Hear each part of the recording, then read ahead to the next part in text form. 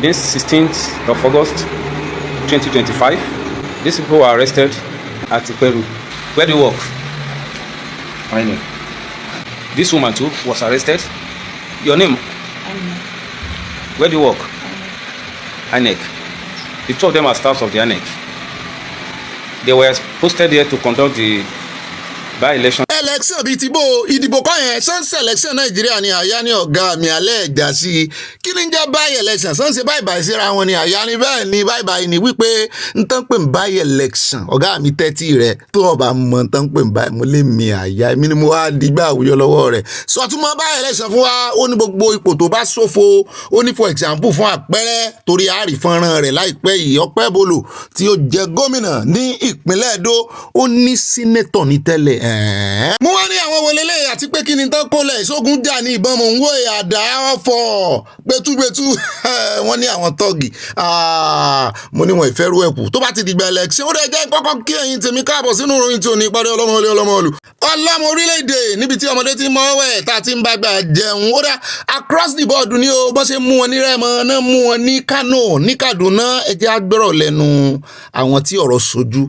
kákan yan létí yín wọ́n ń dìbò Nàìjíríà o bí a ṣe ń jẹ wọ́n tó wọ́n tún ń dìbò by election o. My name is Bolani Wadekunle, the PDP candidate for this by-election. And you can see now I'm just arriving to cast I just casted my vote. Before I came here, you see how this place was. You saw that there was no election here, virtually. They were beating people. If you voted PDP, they would tear it. APC talks. Yeah. All of them. You see what's happening? It happened. Even they chase you yourself. If you want to be sincere, they chase you yourself. You have to bring me away, bring me to this corner to do this interview. So I'm not saying this is no election. And it's a pity to the governor and all his. It's a pity to the governor and all his talks that just because of me. ó lẹ́ ń gbọ́ yẹn o wọn jáde ìdìbò ọmọ Nàìjíríà dìbò àwọn tó tún jáde ìdìbò ẹ̀ tún ná wọn ẹ̀ kó tọ́ọ̀gì jáde. gbogbo olè rí tán ti lọ ṣe Lásù Rock a máa win jurisdiction wa a máa win constituency wa fún yín. bẹ́ẹ̀ náà ni wọ́n ń bi oníròyìn àtòní kámẹ́rà wípé ṣé ìwọ gan ṣe é ṣe pé ṣe la fà ń pápá mọ́ra dé kọ́nà ń bì káwọn bá lù ọ́ ẹ̀rí bí ṣe ń lọ bí ṣe ń ṣẹlẹ̀ báyìí o àwọn tẹ́ ẹ pèlò lórí àwọn ọ̀gá tọ́ọ̀gì ẹ jẹ́ àkó ń bẹ́ẹ̀ jẹ́ àdébò mi ọ̀rọ̀ Ọpẹ́bọlò là ń lọ òun náà lòun ò fọwọ́ sí i kò fara mọ́ bẹ́ẹ̀ lóhun rẹ̀ ń gbọ̀n bí ṣe ń sọ̀rọ̀ ẹ bá ń tẹ̀ sí i. I just voted. You can see the frustration. The beavers just too slow. It takes a lot of time before you can log in. It's a big problem. So I think INEC need to look into this. abẹ́rìṣẹ́ ládùúrú preparation ọ̀bọ̀ ń gbọ́bọ̀ gọ̀pẹ́ INEC náà ti prepare wọ́n fẹ́ ṣèkan ní on the 30 ní Rivers o ẹ gbọ́ kúlẹ̀kúlẹ̀ àṣírí Wike ti há ẹ fẹ́ gbọ́ Wike ti há ẹ gbọ́ kúlẹ̀kúlẹ̀ nú ròyìn lónìí ẹ jẹ́ kó lọ́dọ̀ àwọn ilé ṣùgbọ́n àṣírí kan tún jẹyọ látàkàtà Isaac Fayose ojoojúmọ́ làṣírí ń jẹyọ ẹ mọ̀ wípé wọ́n ti fẹ́ kó bá Oyebanji wọn náà ti sọ́mọ̀ ní ẹnu mi kọ́lẹ̀ ti gbọ́ ohun tí Isaac bá sì sọ ní Èkìtì nípa Èkìtì ó lè mọ sọ tìbòmí o ní Nàìjíríà kó mọ̀ jẹ lọ ṣùgbọ́n nípa tèkìtì bá ń bẹ̀ ni mọ̀ jẹ́ ó náà ti sọmọ́ gómìnà wọn ní Èkìtì sí Aso Rock nígbà tí àṣírí lu jáde lánàá àṣírí Fáyẹmí wípé ó wà lára àwọn tí wọ́n jọ collaborate tán jọ coalate dá ADC sílẹ̀ tán fẹ́ fi lé ààrẹ Tinubu padà sí Bodilon wọ́n ní Bodilon ni ó ti ṣe second term kí ló wá kan Oyebanji ń bẹ̀ wọ́n ní kúrúnìẹ̀ ní Fáyẹmí ẹ jẹ́ á gbọ́ lẹ́nu Isaac. Oyebanji is in trouble. Hey, there is fire on a mountain top. Oyebanji get wahala. Presidency summoned Ekiti government. They said your Oga Fayemi is working with ADC. That Rotimi Amechi don't talk. Say now him and Fayemi form ADC. And Oyebanji is Fayemi's boy. So presidency say, Oyebanji, we cannot trust you. We can't trust you because the guy that brought you to power is working against APC. So how do you expect us to trust you? Because if you mistakenly win second term, you can go and decamp to ADC. Because your guy that brought you is one leg in, one leg out. So if you want us to trust you, first of all, you have to go and sack all former Governor Fayemi's commissioners. You have to sack them now. That's the first step. And there will be primaries in APC because they can't trust you. So our Oga, Mr. Oyebanji, quickly went to Ekiti and sacked all the commissioners. Now, okay, you guys are working for they said we are working for former Governor Fayemi. I don't want to allow all the Fayemi's recommended appointees and commissioners. All of you should go to your house. I know they do again. So that means fire don't they did their yansh. And you see, plus that, information still reaching me from the villa is saying, with even after sacking Fayemi's commissioner, they still don't trust him. So it is looking like they might not use Oyebanji 2026 APC. So you see now, if we don't fit catch you, presidency fit catch you. If Ekiti people don't fit catch you, because now selection they happen, our election might not count. Edibo Esebe is still active. You see now, presidency don't they reduce your power? They don't tell you, say, with the way things they go, so they cannot trust you because your oga is one leg ADC, one leg APC. So Governor Oyebanji, you can't go see Umbo. mi ò lè rẹ́rìn eléyìí ní agbára o PDP ń sọ tiwọn ADC ń sọ tiwọn APC ń sọ tiwọn bẹ́ẹ̀ la tún kọ̀ǹfàmù Kaduna wípé wọ́n mú àwọn ọmọ ẹgbẹ́ òṣèlú wọn káàkiri àti ìmílẹ̀ tó jẹ́nu wọn náà fẹ́ rí ìgìbò náà ni sáwọn tí ó ṣe dáadáa fún yín rè náà ti ń rí ìgìbò lẹ́yìn alẹ́ tí ìṣètàn ẹ̀yin mẹ̀kúnnù ọwọ́ yín lágbára wa ẹ̀yin lẹ́ ń fìyà jẹra yín o Sunday Igboho yóò dáa fún ọ bí ọba wà wo bẹ́tì rẹ bá ń já àwọn onípẹ̀rẹ̀ àwo bá mi yóò dáa fún yín. But the security agency were trailing the chairman of the campaign to arrest him and make him incommunicado. ẹ wo àwọn ẹgbẹ́ PDP náà ń fi ẹ̀sùn kan APC ní Kaduna wípé wọ́n bójú àwọn jẹ́ wọ́n arrest àwọn ọmọ ní tẹ́lẹ̀kílẹ̀ expect gbogbo ọ̀nà náà fẹ́ fi wọlé èèyàn lónìí ló kàn ó ṣe ẹlẹ́ẹ̀kejì ẹ̀ wá fẹ́ dá dúró àfi kẹ́ ẹ lọ káwọ́ sókè ẹ jẹ́ kó ń bẹ́jàre lọ́dọ̀ wọn àrà yà á fi wọ́n pa wẹ́dẹ́wẹ́dẹ́ yóò tó dé wẹ́dẹ́ là ń fi wọ́n pa lọ́wọ́. ẹ jẹ́ kúrò nídìí jagbajantis wọn yìí jágbajàgba ẹ jẹ́ adé Ọ̀ṣun nǹkan kan tún ṣẹlẹ̀ sọ́ṣun o. lákàtà Adeleke náà ni wọ́n ti wà ní Davido náà kún lọ́wọ́ wọ́n ní Davido ní bá a san sálárì báyìí mú ni wọ́n ní bẹ́ẹ̀ ni wọ́n ní gbogbo owó tí ààrẹ Tinubu fi ń dùn tí ò san fún wọn ní Davido àti gbogbo àwọn ẹbí wọn náà pawó pọ̀ wọ́n dájọ́ wọ́n fi ń san sálárì. mi ò gbélé ìrí olódò dẹ abájọ tán fi travel. What is happening to Governor Adeleke? Is he going to the APC or not? I had had an in-depth discussion With him. And the first time we spoke, he called me and informed me that he will be leaving the party. I was shell-shocked. And I said to him, Your Excellency, please think very carefully. And deeply. And deeply too. Because now he hadn't been paid. The state has not been paid their local government allowances from the federation account. And the federal government is owing Osun about 5 point something or 6 point something billion that he had to carry the burden between him, his older brother, and the son of the brother, the musician. Davido. Yeah. So they were being funded because people believed in them. And people believe that, and he said if they believe in him, he has to ensure that they go home with their salaries. So they've been funding it. And I said, from their personal pockets? Yeah. For the last 5-6 months. They haven't received a single drop. Is it on loan or on... No, and is it with interest? I just like to declare that. You don't know? I don't know. Okay. When they go to court, already court has ruled. sẹ́yìn náà ti gbọ́ àbí àṣà ní bàbá ń jaran ni olódò dẹ kí ló dé kí ló le tó yìí ẹ mọ̀ mọ́ ẹ ń yaró gan o wọ́n jẹ́ lóòótọ́ ni o Davido ní sanwó kíní ọmọ ọlọ́mọ tó ṣe rè ná 3.1 million dollars tó rè fi ṣe wedding òun ní sanwó wọn ní kíní a mọ̀ ṣe nǹkan báyìí o a sì ń kìlọ̀ fáwọn ará bí o èmi ò káànú wọn èmi ń fi wọ́n pa wẹ̀ẹ́dẹ̀ ní wẹ́dẹ̀wẹ́dẹ̀ ó tẹ̀lé èmi ò káànú wọn èmi ò gbọ́ àwọn ìròyìn tá a máa gbọ́ nù Nàìjíríà ní ìsìn ìròyìn tá a gbọ́ rí ni Ọlọ́run ló mọ̀ bóyá ẹ mọ̀ pé Davido náà lọ fẹjọ́ AGF àtààrẹ Tinubu àtẹ̀yẹgbẹ́ APC ó lọ fi ẹjọ́ wọn sun European Union ṣe é rántí ṣe é rí wọn ṣẹlẹ́yà ìta gbangba ẹlẹ́yà wọ́n ṣẹ̀sìn awọ́rò gbogbo wọn sì ní àtẹ̀bí wọn. ṣùgbọ́n yóò tó yá bóyá Davido ń kó lẹ̀ lọ́fẹ̀ẹ́ ni bóyá yóò gba interest lé lórí tó bá yá bóyá lóònù ní àti ìmọ̀ eléyìí ní agbára òun tí ṣé ó yẹ káàrẹ̀ Tinubu mọ̀ tún ṣerú eléyìí fún èèyàn mi ń tán sí fáwọn náà tó tiẹ̀ tún wá jẹ́ stéètì wọn Ọ̀ṣun stéètì kòkòrò tí máa ń jẹ̀fọ́ ìdí ẹ̀fọ́ ló wà ẹ̀yin ará Ọ̀ṣun wọ́n lẹ́ ẹni tó tara yín jáde ní í ṣe yín o.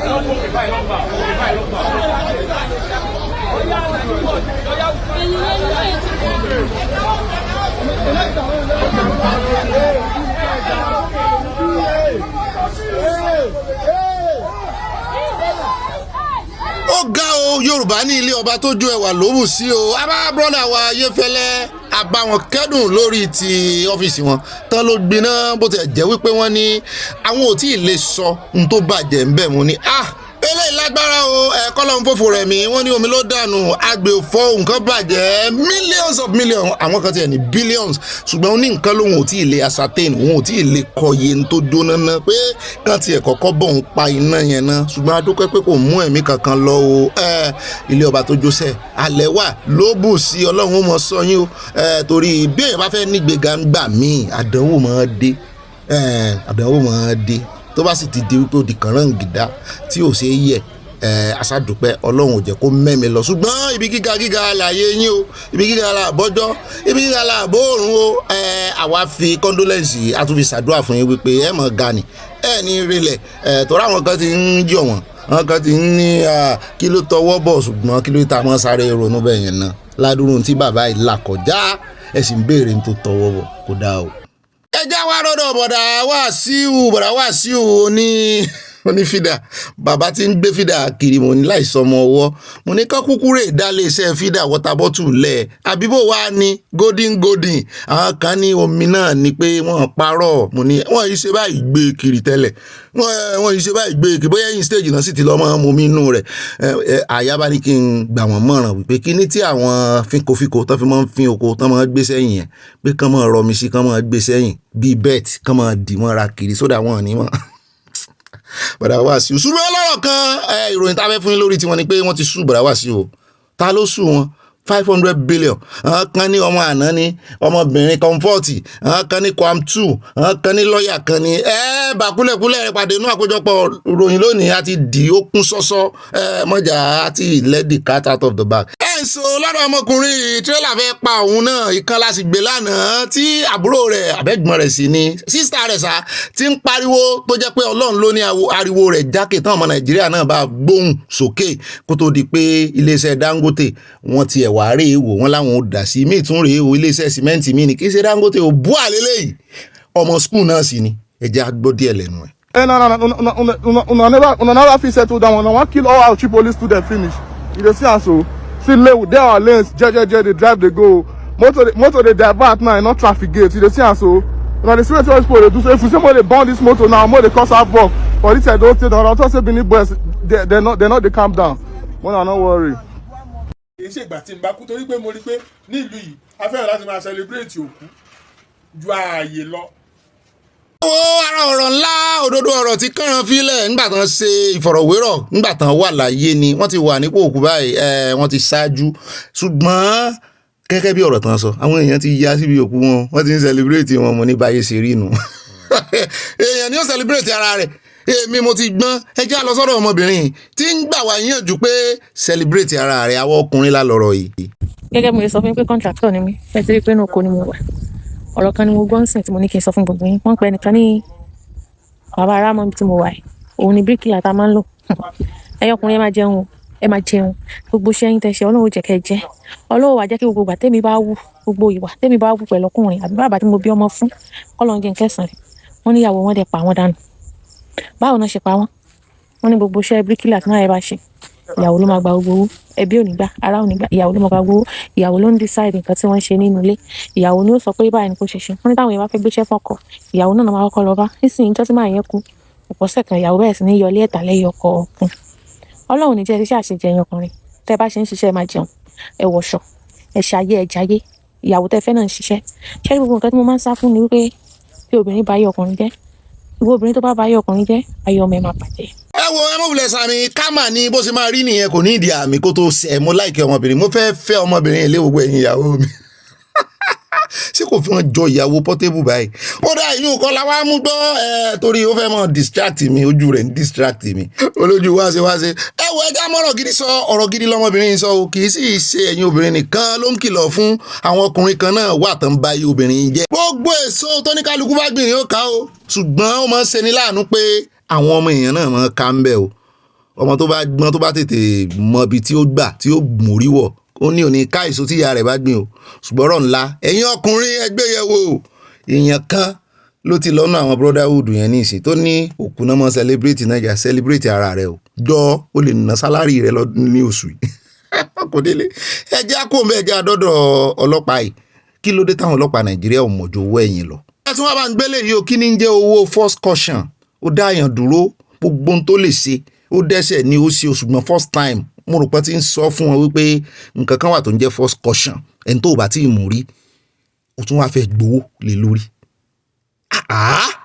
àti ẹ̀dùpẹ́ tẹ́ ẹ bẹ̀rẹ̀ first caution èwo tún wà ní mówó wá lórí ẹ̀. Abeg, no, abeg. Abeg, mama, no, abeg, I go use resolve am, no, abeg. No, That's one. That's one. What did they carry last? wo jẹ́ rọra kó o fún wọn lówó mọ̀ bẹ́tà kan lọ tì ọ́ pa bó o bá gbọ́ gbà tó rè kú dànù báwọn wọn padà lẹ́yìn rẹ̀ ní ẹjẹ́ àdọ́dọ̀ arákùnrin ọ̀rọ̀ kan ń jà ó ń jà rìnrìn láti àárọ̀ yìí ẹ̀yin ará diaspora ẹ̀ bọ́ bí o mélòó nínú wa ló ní 30,000 nípamọ́ ọdún mélòó lẹ fi ṣèfù ẹ̀ àbòsù ni wọ́n ń ṣe àríyànjiyàn ẹ̀ wá bá ń dá sí practical lélẹ́yìí kì í ṣe theory pé láàrin oṣù mẹ́fà pé téèyàn bá ní 30 million Nàìjíríà kó jókòó sí Nàìjíríà wípé láàrin àwọn kan wá ní láíláí òun ò lè jókòó Nàìjíríà òun ò fi ṣe travelling ni pé tóun bá dé UK láàrin oṣù mẹ́fà òun ó pa 30 million. ẹ gbọ́ ẹ̀yin tẹ́ ẹ ti pẹ́ ní UK tẹ́ ẹ ti pẹ́ lábúròdù ṣẹ̀ṣẹ̀ dé lóun ó pa 30 million láàrin oṣù mẹ́fà ṣẹ̀ṣẹ̀ dé ní o. ẹni tó ti pẹ́ ń bí gan ó níye áwà tí ó ṣe tí ó làágùn ní òtútù. So when someone said something in a different video, say now, people in the UK, black people in the UK, it's like a cult. When you leave, they're always trying to like attack you. You're not saving £15,000 in the UK in 6 months, just like that. Like you must have an extremely good job. Don't let them gaslight. If you have 30 million naira, stay in Nigeria, hustle harder, like make something out rather than spending that money to come. ẹ bá ń dá sọ̀rọ̀ nínú comment section ẹ gbọ́ ṣé lóòótọ́ ni mo fẹ́ mọ ìmọ̀ràn yẹn já wá dé ṣọ́ọ̀ṣì wọn bóyá ṣẹlẹ̀ ni ó jẹ́ tàbáládùúrà mo ní kí ló ta ló bí bàbá ìnú kí ló dé tẹ́ mọ́ bí olùṣọ́ àgùntàn nú débi pé wọ́n mọ́ ṣépè báyìí ná àbí wọ́n kàn fẹ́ kàn ya ilé pè kan bóyá bàbá ó ti gbà Jésù dáadáa ẹni ẹlẹ́ni wọ́n fẹ́ ba ọrọ̀ ajé bàbá jẹ́ ibi títí jẹun àwọn tax force kan náà wá láti headquarter ń bò.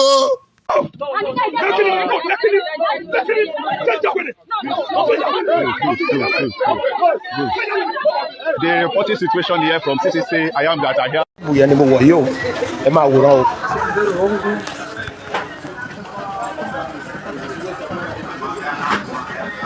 Ti wọ ṣọ́ọ̀bù yẹn ń sìn, ẹ máa wòran, màá sẹ́ǹdì sí yín, ẹ máa rí ń sìn, pálí òun ni mo fẹ́ lò. Ẹ̀yà mo ti wọ́n rẹ̀ o, pálí yẹn mo fẹ́ filẹ̀ yìí o. Màá sẹ́ǹdì sí yín sì tẹ́ máa lè. Ẹ̀yà ok. Ẹ̀yà pálí yẹn rẹ̀ o. Ẹ̀yin náà ti rí bó ṣe ń lọ. Pálí yẹn lẹ̀ ń wò yẹn. Àti ń lò ó nìyẹn, ó ti yé yín. Àti ń lò ó, á sọ fún yín. Diplomatic passport wa lẹ̀ ń wò tí mò ń lò yẹn jẹ́ ara mi yẹn. Gẹ́gẹ́ bí ọmọ kóòtù òjìire, gẹ́gẹ́ bí ọmọ Yorùbá, gẹ́gẹ́ bí ọmọ Yorùbá nation. Amalazon be copying right now. Excuse me. Amalazon be copying right now. Oh my God. So you see the crowd in Amalazon right now. Guys, there is a crowd here. This is Amalazon. Whoa.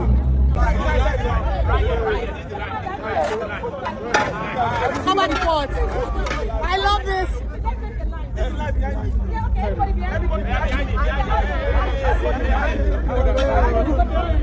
Lord. Amalazon is causing commotion. She is causing commotion. Oh my goodness. Everybody behind me. Everybody go back inside.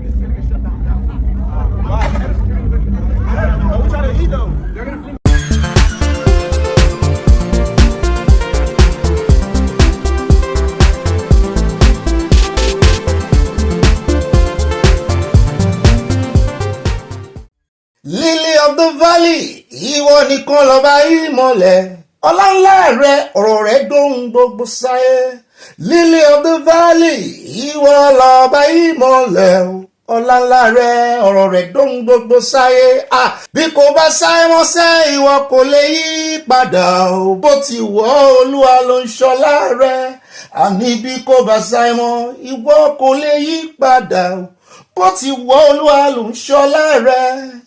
Bó ti wù ọ́ Olúwa ló ń ṣọlá rẹ̀, ó yẹ lílọ bíbọ ẹ̀dá láyé. Ọwọ́ ẹ̀ ló wà ó, jíjẹ mímu gbogbo ènìyàn o. Bàbá ló ń pèsè ohun gbogbo tó dá sí ló yege, à ń fi ìfọ̀bà rírì à. Tó mú wa pé gédé, owó ta ìṣe dédé, ọmọ ẹ̀dá ènìyàn ojú tí wọ́n yegede, ọmọ Ọlọ́run yege. Ọ̀tá ló gbomi àní wọ́n fẹ́ panógo àtìràwọ̀. Ọpẹ́lọpẹ́ bàbá lókè tó ń ṣọ́ wa ní lílọ bíbọ ẹ̀dá láyé. Ọwọ́ ẹ̀ ló wà ó, jẹ́ ń kọ́ lóhùn rẹ̀ lẹ̀. Lílọ bíbọ ẹ̀dá láyé, ọwọ́ ẹ̀ ló wà ó. Jíjẹ mímu gbogbo ènìyàn, bàbá ló ń pèsè gbogbo ohun tó dá sí ló yege, à ń fi ìfọ̀bà rírì. Tó mú wa pé gédé ọ̀yẹ́gẹ́dẹ́ kò wó ta ìṣe dédé, ọmọ ẹ̀dá ènìyàn ojú tọ́tọ́ yegede, ọmọ Ọlọ́run ti yege. Ìjìnlẹ̀ nínú ìjìnlẹ̀ o, ẹ ṣeun o, ó yá ìjìnlẹ̀ nínú ìjìnlẹ̀ o, ẹ ṣeun o, ó yá àná mi sọ̀rọ̀, ẹ ṣeun o, èní mi sọ̀rọ̀ o, ẹ ṣeun o, ó dájú ọ̀la mi á sọ̀rọ̀ ẹ ṣeun o, ìjìnlẹ̀ nínú ìjìnlẹ̀, ẹ ṣeun. Ẹ tún gbọ́, ọ̀tá lọ gbomi àní wọ́n fẹ́ panógo àtìràwọ̀.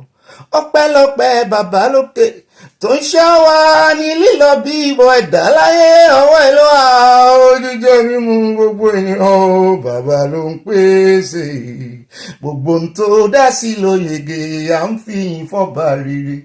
Tó mú wa pé gédé yegede, pé gédé ó yá yegede kò wó ta ìṣe dédé, ọmọ ẹ̀dá ènìyàn o, ojú tọ́tọ́ yegede, ọmọ Ọlọ́run ti yá.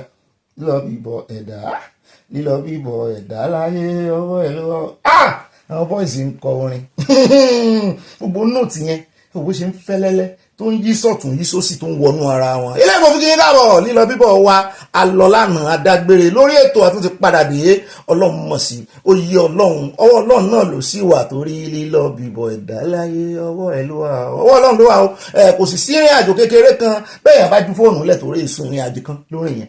Bẹ́ẹ̀ yẹn bá tún wá mú fóònù ẹ̀ tó tún padà tán ìrìn àjò kan lórí yẹn ṣe é sì rí ẹni tó bá ti kọ́kọ́ jí sí ìmọ́lẹ̀ àlàyé òun ló lè jí fóònù.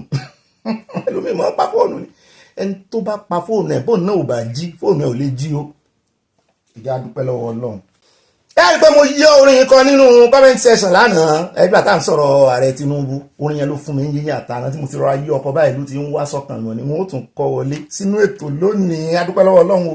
Torí à ń lọ à ń bọ̀ a ò bọ́ ọmọ jẹ́ o, mi ò bọ́ ọmọ jẹ́, mo lọ mo bọ̀ mi ò bọ́ ọmọ jẹ́ o. Ẹ̀yin náà lọ ẹbọ àbọ̀mọ jẹ́ nínú ìrìn àjò ọlọ́mọlé ọlọ́mọlú ọlọ́mọ orílẹ̀-èdè a tún padà sílé aláyọ̀ èyí tí Ọlọ́run ti dà wá pọ̀ tọ́ torí Ọlọ́run ni òbí wa, ó ní bàbá wa ó ní ìyá wa at the same time. Ọlọ́run ní tọ́ wa o, èèyàn kankan ò lè tọ́ èèyàn kankan. Kódà o lónìí ọjọ́ 16 nínú oṣù kẹjọ ọdún 2025 mo kí yín tẹ̀sọ̀tẹ̀sọ̀, mo kí yín tológun ó lójú ọjọ́ lọ́dọ̀ yín tó ń lọ́wọ́ àṣekọ̀wé rẹ̀ ẹ sì kú gbogbo ìrìn àjò orúkọ Nàìjíríà ti ń bàjẹ́ kiri yìí o. APC ADC terrorism agbésùmọ̀mí Nàìjíríà náà ti dáhùn. Ó dá kí n tó mọ̀ sọ gbogbo ibi táyà nínú àkójọpọ̀ ròyìn lónìí ká tó mọ̀ dami tútù síwájú ká tó tẹ̀lẹ̀ tútù. Gbogbo eléyìí tẹ̀rí lábala lérèfé ó ti dàfi sẹ́yìn tẹ̀gún fi sọ àyọjú lójú fèrèsé. Ní bá ròyìn náà ní bá rìn gínìgínì ní bá sánáwó lèmi náà ní bá gbé wọn débẹ̀ ìbá kanjú abẹ́ ń kó bọ̀wọ́ ní romi. Ibà lọ tààràtàrà tọ̀rọ̀ bá ti di ọ̀rọ̀ òtítọ́ àtòdodo torí sàn láàrin ajé ní mo ní pẹ̀kọ̀rọ̀ mi náà ní ibà kọ̀ǹfàmù ẹ̀kọ́ tó sẹ́ndì ẹ̀.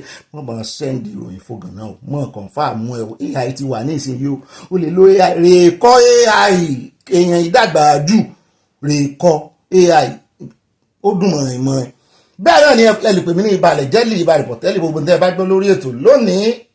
Àlẹ̀jẹ́lì àwọn rìpọ̀tẹ́lì ní àwọ̀ òwò àjókòó síbí láti wá mọ̀ tàbí ọ̀bùkù báyàn kankan àwa mọ̀ waste time ní àyè wà dá irọ́ o ká lè fi kọ́ra wa lọ́gbọ́n ká lè fi lóye sí i ká fìfẹ́ hàn síra wa ká sì mọ̀ hùwà òmìnira lẹ̀ torí ọmọ tí ó bá jásàmù kékeré ní ti sẹnu sámúsámú lọ ẹni tí ó bá gba òmìnira ó náà ó ti máa hùwà òmìnira lẹ́yìn téèyàn bá fẹ́ dìlò lówó tálíkà ni ó ti máa ṣe é lẹ̀ sátidé tí ó bá dá jímọ̀ rẹ̀ láti mọ̀ bẹ́ẹ̀ sì ni téèyàn ó bá kọ̀ torí mo ṣe òwe yẹn palẹ̀ kan mo fẹ́ kọ̀rọ̀ ẹ̀ tiẹ̀ ní ìsìn téèyàn ó bá kọ̀ lò lówó tálíkà lèèyàn ti máa kọ̀ bọ́n ti máa panu mo yí lẹ́ẹ̀kan mo lọ àbí ẹ̀jẹ̀ wọn á pọ̀ ìjìnà rẹ̀ ó dá bọ́ọ̀lù ń ṣe sẹ́nu àwọn ṣẹ̀dá òwe ń bí ó tiẹ̀ ti pẹ́ tá ti ṣẹ̀dá òwe a sì ní kíní yẹn abala yẹn ń gbà náà ó dá èmi náà ní ibà rìn gínìgínì tí ń gún mi tí ń gún yorùn gínìgínì ibà fi pàkà yín náà rí ibà ọkọ àwọn òpèkè ọkọ àwọn òpàkà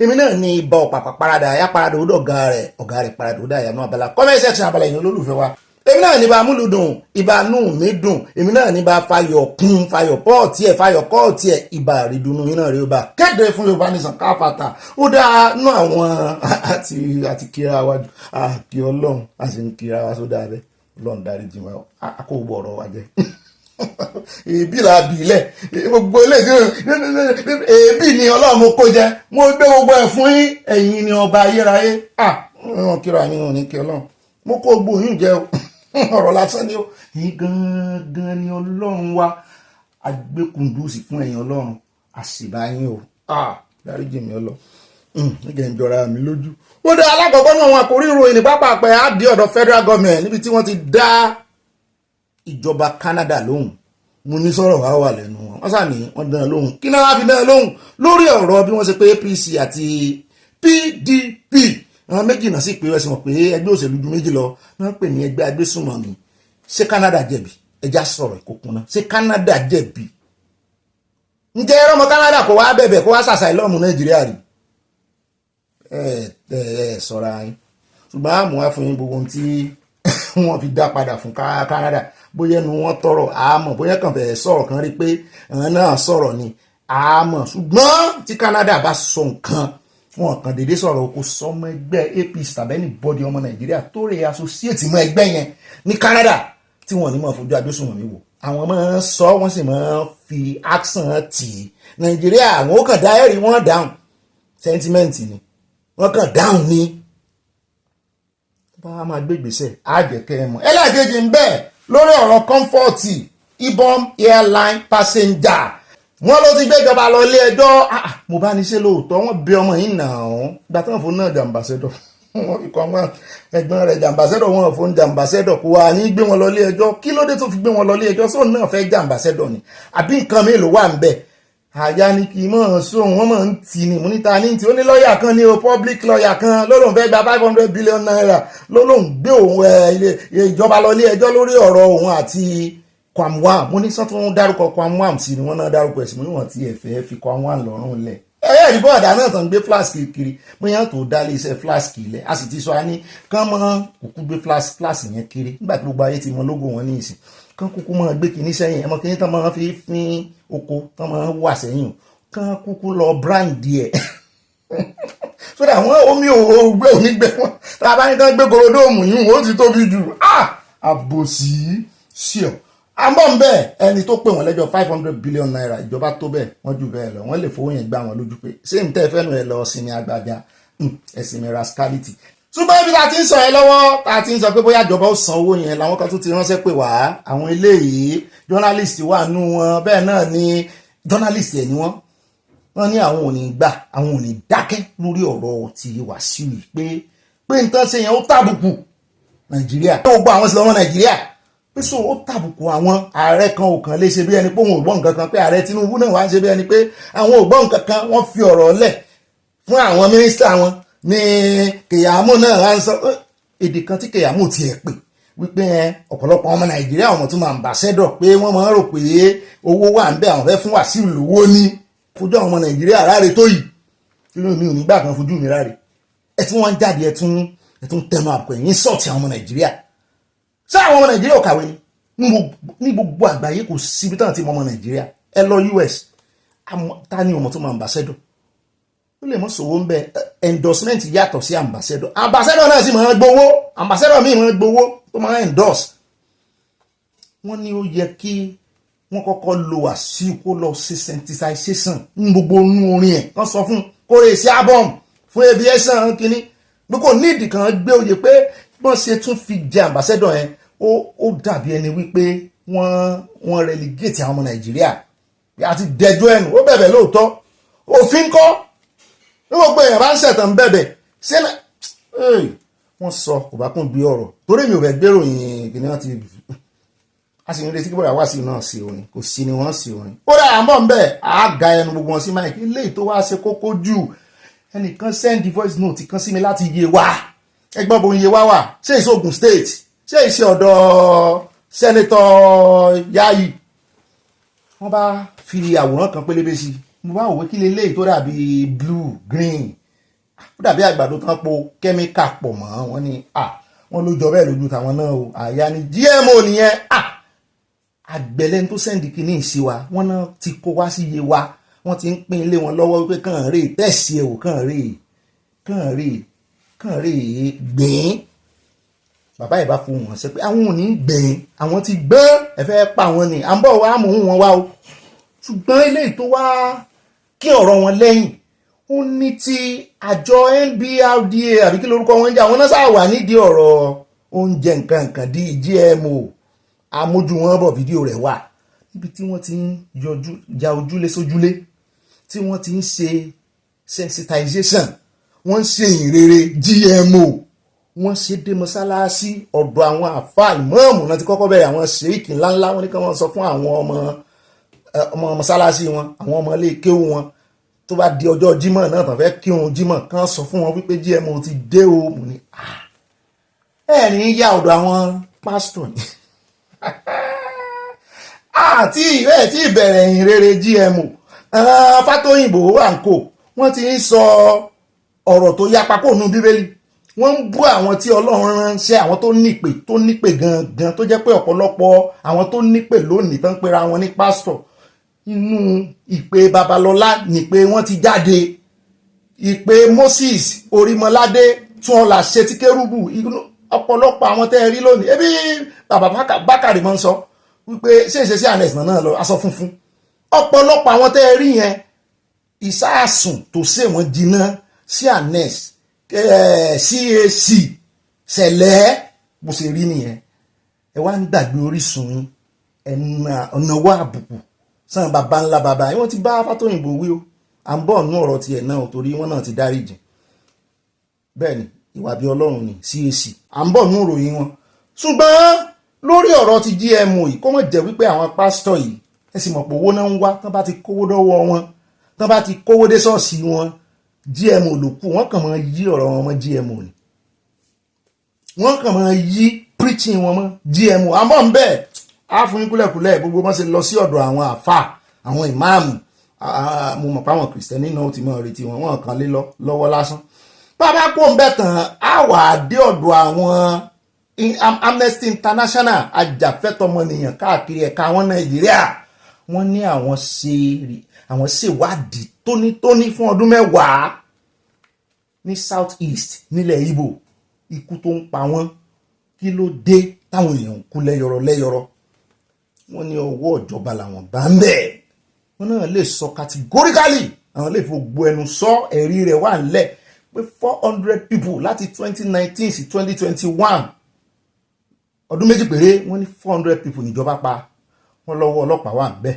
ọwọ́ ológun wà ń bẹ̀ ẹ̀sùn ńlá lélẹ́ iṣẹ́ ẹlẹ́rìí rẹ̀ wọ́n láwọn lẹ́rìí rẹ̀ wọ́n ní gbogbo eléyìí tó máa sọ pé àwọn ipob ní àwọn kìíní kan wọ́n láwọn sọ pé àwọn síta tó náà ò sí ń bẹ̀ o ṣùgbọ́n ìjọba lọ́wọ́ ń bẹ ìjọba lọ́wọ́ ń bẹ ìpànìyàn ilẹ̀ Ìgbò ìjọba lọ́wọ́ ń bẹ èmi kọ́ mo sọ bẹ́ẹ̀ àmọ́rọ̀ wọn bọ̀ ṣùgbọ́n àwọn ológun àti ìgbọ́rọ̀ lọ́dọ̀ àwọn ọlọ́pàá ṣùgbọ́n àwọn ológun yarí wọ́n ní kò jọ wọ́n ní wọ́n ń pa ọmọ àwọn gan-an níbẹ̀ pé èèyàn sì lè kọjú ìbọn sí àwọn káwọn mọ̀ dáná ya ṣùgbọ́n àwọn ò lọ́wọ́ ń bẹ̀ gbogbo rìpọ́ọ̀tù tí Amnesty gbé jáde wọ́n jọ kojú ara wọn ni o à ń bọ̀ ń bẹ̀ lónìí náà ni kò ní dọ̀là bàbá kó ń bẹ̀ tán á dé ọ̀dọ̀ àjọ EFCC ọ̀rọ̀ ń bọ́rọ̀ bọ̀ eégún aláré àwọn kan tún ganu sí máìkì wípé EFCC lẹ́yìíṣẹ́ gidi náà ṣe ẹ̀yìn náà lẹ́sọ pé àwọn ọmọ yahoo yahoo náà ń lé kiri wọ́n tún wá mú Tambuwa lẹ́nujọ́ mẹ́ta ADC tún ganu sí máìkì ẹ̀ ń sọ̀rọ̀ sí wọn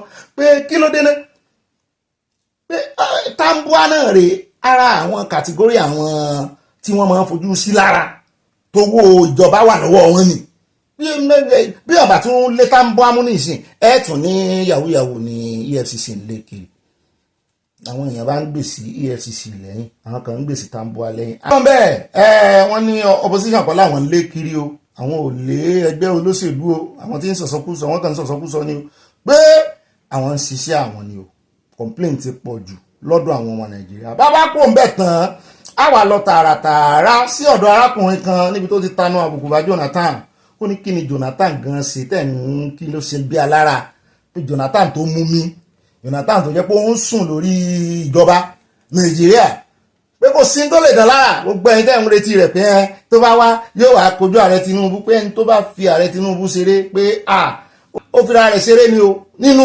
political setting Nàìjíríà bẹ́ẹ̀ náà ló sọ ó ní tán bá tiẹ̀ ní wá kó mú èèyàn kan ó ní tán bá tiẹ̀ wà ní kò náwó sí èèyàn kan ó lóbi lòun ó náwó sí mo níta ní sọ̀rọ̀ ẹ̀ wọ́n ní kan náà àwọn PDP chieftain òun ni ó dá àáfò náà sí inú ẹ̀rọ agbágbé àáfi kámẹ́rà sójú rẹ̀ ibi tá a ti ń sọ yẹn lọ́wọ́ náà ti ránṣẹ́ pè wá ní Rivers State wọ́n ní sáà ti gbọ́ mo ní kíni wọ́n lójú ti fẹ́ mọ́ ti Wike mo ní ojú ò gbọ́dọ̀ ti Wike o ojú ò gbọ́dọ̀ tí wọ́n ní sẹ́mi ò ní gbé ogbó ẹnu mi sọ èmi náà bá ṣe fẹ́m wọ́n sì mọ́ sọ fún wọn kíláàsì ìgbà ni mo ní kí ló ṣẹlẹ̀ sí Wike wọ́n ní ọwọ́ Fubara ti fẹ́ mọ́ ràn mo ní àgbọ̀n kankan lọ́dọ̀ Fubara ó dákẹ́ bí omi àfòwúrọ̀ pọ́n wọ́n ní bẹ́ẹ̀ ni wọ́n lẹ́ẹ̀rí gbọ̀n kankan ṣùgbọ́n bá lọ àbọ̀ ń bọ̀ wọ́n ní àbọ̀ ti padà dé ó wá bá Wike lẹ́nu ọ̀nà pé Wike wo kí ó wọlẹ̀ ilẹ̀ mọ́ bọ́ mo ní kí ló ṣẹlẹ̀ wọ́n ní ṣé mo mọ̀ wípé n tó dájà lẹ́ gangan tó tú wọn sí tàbí ọmọ ọjọ́ mẹ́jọ ní àwọn ọmọ iléègbìmọ̀ asòfin ìpínlẹ̀ Rivers tí wọ́n defect lójú kámẹ́rà tán wá parọ́ létà nígbà tán gbẹ́jọ́ dé ọ̀dọ̀ Supreme Court sì ti dájọ́ wípé kí Fubara rè ṣẹ̀tọ̀ fún wọn wípé wọ́n defect ọmọ ẹgbẹ́ PDP ni wọ́n now wọ́n ti wá fẹ́ bẹ̀rẹ̀ election ìjọba àbílẹ̀ ní Rivers ẹ̀sìn mọ̀pọ̀ gbọ́n tó fẹ́ dátẹ́lẹ̀ ní pé gbogbo àwọn èèyàn Wike yẹn wọ́n wà nínú ilé ìgbìmọ̀ asòfin wọ́n fẹ́ catapult sínú APC àwọn náà wá máa lọ dípò mú ṣùgbọ́n ní ìsìn tí Supreme Court ti ní rárá wọ́n rò pé àwọn ṣe Fubara ni ara ń tó sún Fubara dé ìkórìtà àbí tó dé nìyẹn o wọ́n mọ̀ ti wọ aṣọ PDP wọ́n mọ̀ ti ń pariwo PDP power mo lámọ̀ tán dìfẹ́ẹ̀tì lọ́jọ́ sí àwọn APC Rivers wọ́n wá láwọn yẹn ò fẹ́ gbà fún wọn kan lo arúmọjẹ fún wọn láti win ní gbogbo local government wá wò pé tí APC sì ní ọ̀gá ń ṣe lókè Wike sì rèé wọ́n ti ní wá join àwọn kò join wọn ṣùgbọ́n ń bá APC ó ń ṣiṣẹ́ fún APC ṣùgbọ́n kò fẹ́ lose jurisdiction constituency ẹ̀ torí wọn ní ìdí ẹ̀ mọ́ wọn ní ìdí ẹ̀ mọ́ Fubara ò sì gbà tó kúrò nínú Fubara kan wọn ọ̀rẹ́ yìí pé ó ti ẹ̀ dá abẹ́ APC láwọn ò ní gbà àwọn ọmọ àwọn ní òun ní gbogbo constituency pé o lè yọwọ́ lọ́la kàn lè rí kí ààrẹ Tinubu lè rí bí dé sí ṣùgbọ́n Wike náà fẹ́ mọ́ lọ́wọ́ agbára wípé rárá PDP tó ń tẹnu àbùkù bá ló tún wá fẹ́ mọ́ gbèjà wọn ní state level kò ṣeé ṣe àwọn yẹn náà pé PDP báyìí èèyàn mélòó ló dá ń power à ń bọ̀ ń bẹ̀ ojú tí wọ́n bẹ́yàn bá rò pé òun lè bá tèèyàn kan jẹ́ ọjọ́ títí ẹ̀ náà ó bà bàjẹ́ kò pẹ́ síra wọn mọ́ bàbá pò ń bẹ̀ tán á wà dé inú ìròyìn tí ó mọ̀ tẹ̀lé ó dá ilé ìta àmọ́ fi káde gbogbo àkórí ìròyìn ńlẹ̀ ẹ̀jẹ̀ adé ọ̀dọ̀ Minister for Interior Olúbùnmi mo ti mísì ọ̀rọ̀ wọn torí àwọn èèyàn ń sọ wọ́n ní ìgbésẹ̀ contactless passport ìtàn gbé wọ́n ní kò ṣiṣẹ́ ẹgbọ́ tó ń ṣiṣẹ́ lọ́dọ̀ tí iṣẹ́ ti gbìyànjú ẹ̀ wò ṣùgbọ́n wọ́n wá ganu tí máìkì wọ́n sọ gbogbo importance tó àtàchì mọ́ passport Nàìjíríà wípé ẹ mọ́ fi ojú àná wò àwọn torí ẹ ń bá fojú àná wò àwọn torí ẹ ń bá fojú àná wò kú ẹ bọ́ra ó bọ́ lásọ wípé passport àwọn ti ń lágbára wa àti wípé gbogbo ohun tí USA ń béèrè lórí ọ̀rọ̀ wípé àwọn náà ní database wọ́n láwọn ti ní database wọ́n ní ṣùgbọ́n àwọn mẹ́yẹ bọ́lá pò ní o wípé USA ó tó change mind wọn towards Nigeria pé sẹ́yìn mọ̀pọ̀ sẹ́yìn ta nǹkan amúnísàn kan jagun fáwọn ni pé àjọṣepọ̀ àwọn ó ti ń dán mọ́rán padà. Wọ́n wá sọ wọ́n ní gbogbo bọ́dà báyìí wọ́n ní kò sẹ́ni tó lè wọlé Nàìjíríà táwọn ò ní rojú rẹ̀. Wọ́n ní AI powered station wọ́n ló ti wà. Wọ́n ní security ni àwọn ò fẹ́ fi gbogbo ẹnu sọ̀rọ̀ ìwọ̀nba tán sọ. Àmúbà ní rí báyìí lọ́nà àkórí ìròyìn ní pápá ẹja transport sínú abala tí wọ́n jíńjà ẹ̀mí náà rí.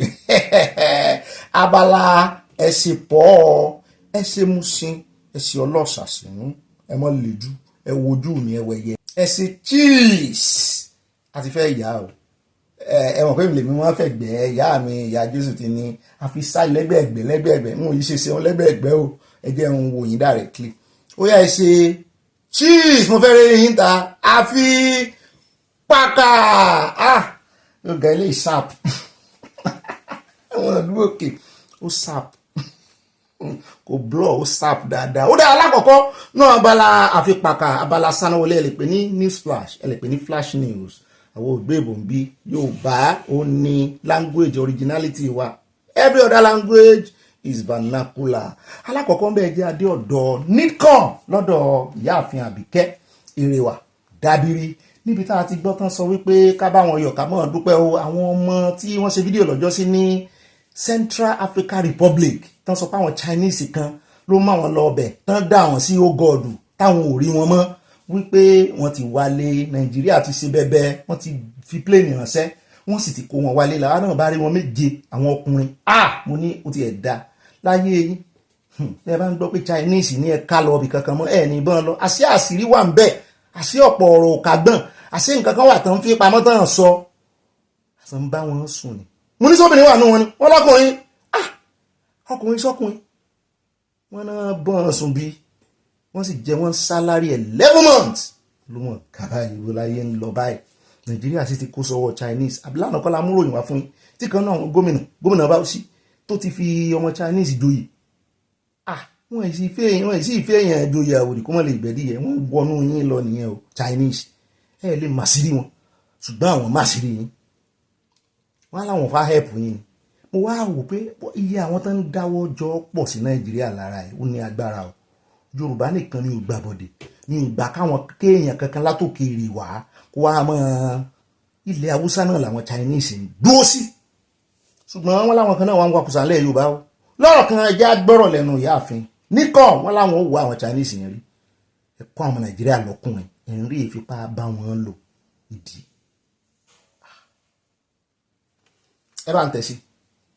But that's why you have us here the Nigerian diaspora commission. We're going to take it up. Particularly, the expressive one is inhuman. It's inhuman. So we'll say there are reps here and we'll take it up as much as we can. But we're glad you're home. Put the experience, learn from the experience, put it behind what we demand for justice for you. And I'm sure when we tell them here, they should be able to find those people and give them the right kind of treatment. So life itself is an experience. But the most important thing is life to tell your stories. As Just Foundation, we are dedicated to upholding justice and human rights principles. We regularly challenge ourselves to take steps towards ensuring that our treatment of society's most vulnerable persons, just as yourselves in the circumstances you've experienced, emphasizes compassion, fairness, and benevolent rehabilitation, which is going to start us from today.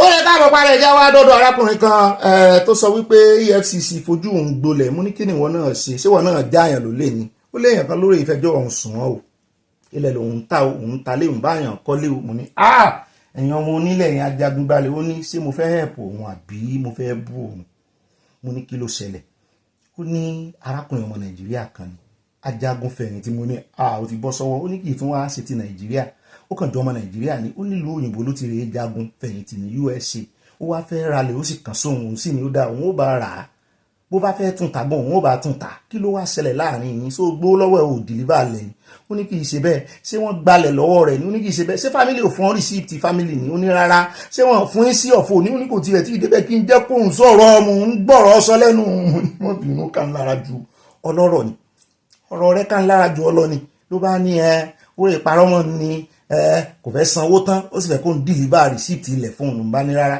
sanwó tán lágrímẹ́ǹtì ni ṣé àkọọ́lẹ̀ àgrímẹ́ǹtì wà ó ní kí n fóònù láì kó ń sọ̀rọ̀ ó dà ẹ bá ń ga máìkì sẹ́nu rẹ̀ ga kámẹ́rà sí kó sáàpù ẹ bá ń ga sí ẹjọ́ fẹ́nu ara rẹ̀ ṣàlàyé. On the 1st of August, we're not expecting the EFCC. They bounced, came to my hotel uninvited and started breaking from one door to the other in the hotel and saying they were looking for me. And when they couldn't find me, they made an attempt to adopt my wife. I should use the word kidnapped. One, the reason why they say they came was a case I had with one retired military, U.S. Retired military officer who bought a land from me and refused to pay me the full money, and he wanted me to give him the land. And I said, no, you have to pay me. But he has paid part of the money, was still owing me about 8 million. Now, when I didn't map out the land for him. Him and his lawyer and some group of men, about 4 of them, invited me to the land. And I believe they intended me to take my land. And they pushed me inside the swamp. Thank God, my surveyor went with me. And my wife was in the car. And my surveyor pulled me out because they pushed me and walked away and left me there. I couldn't come out. So my surveyor pulled me out and I went straight to Ajah police station with my body. And the Ajah police station swung into action, went to the crime scene and took pictures and videos and invited all of them with the lawyer, because the lawyer is the one the guy that bought the land from is using.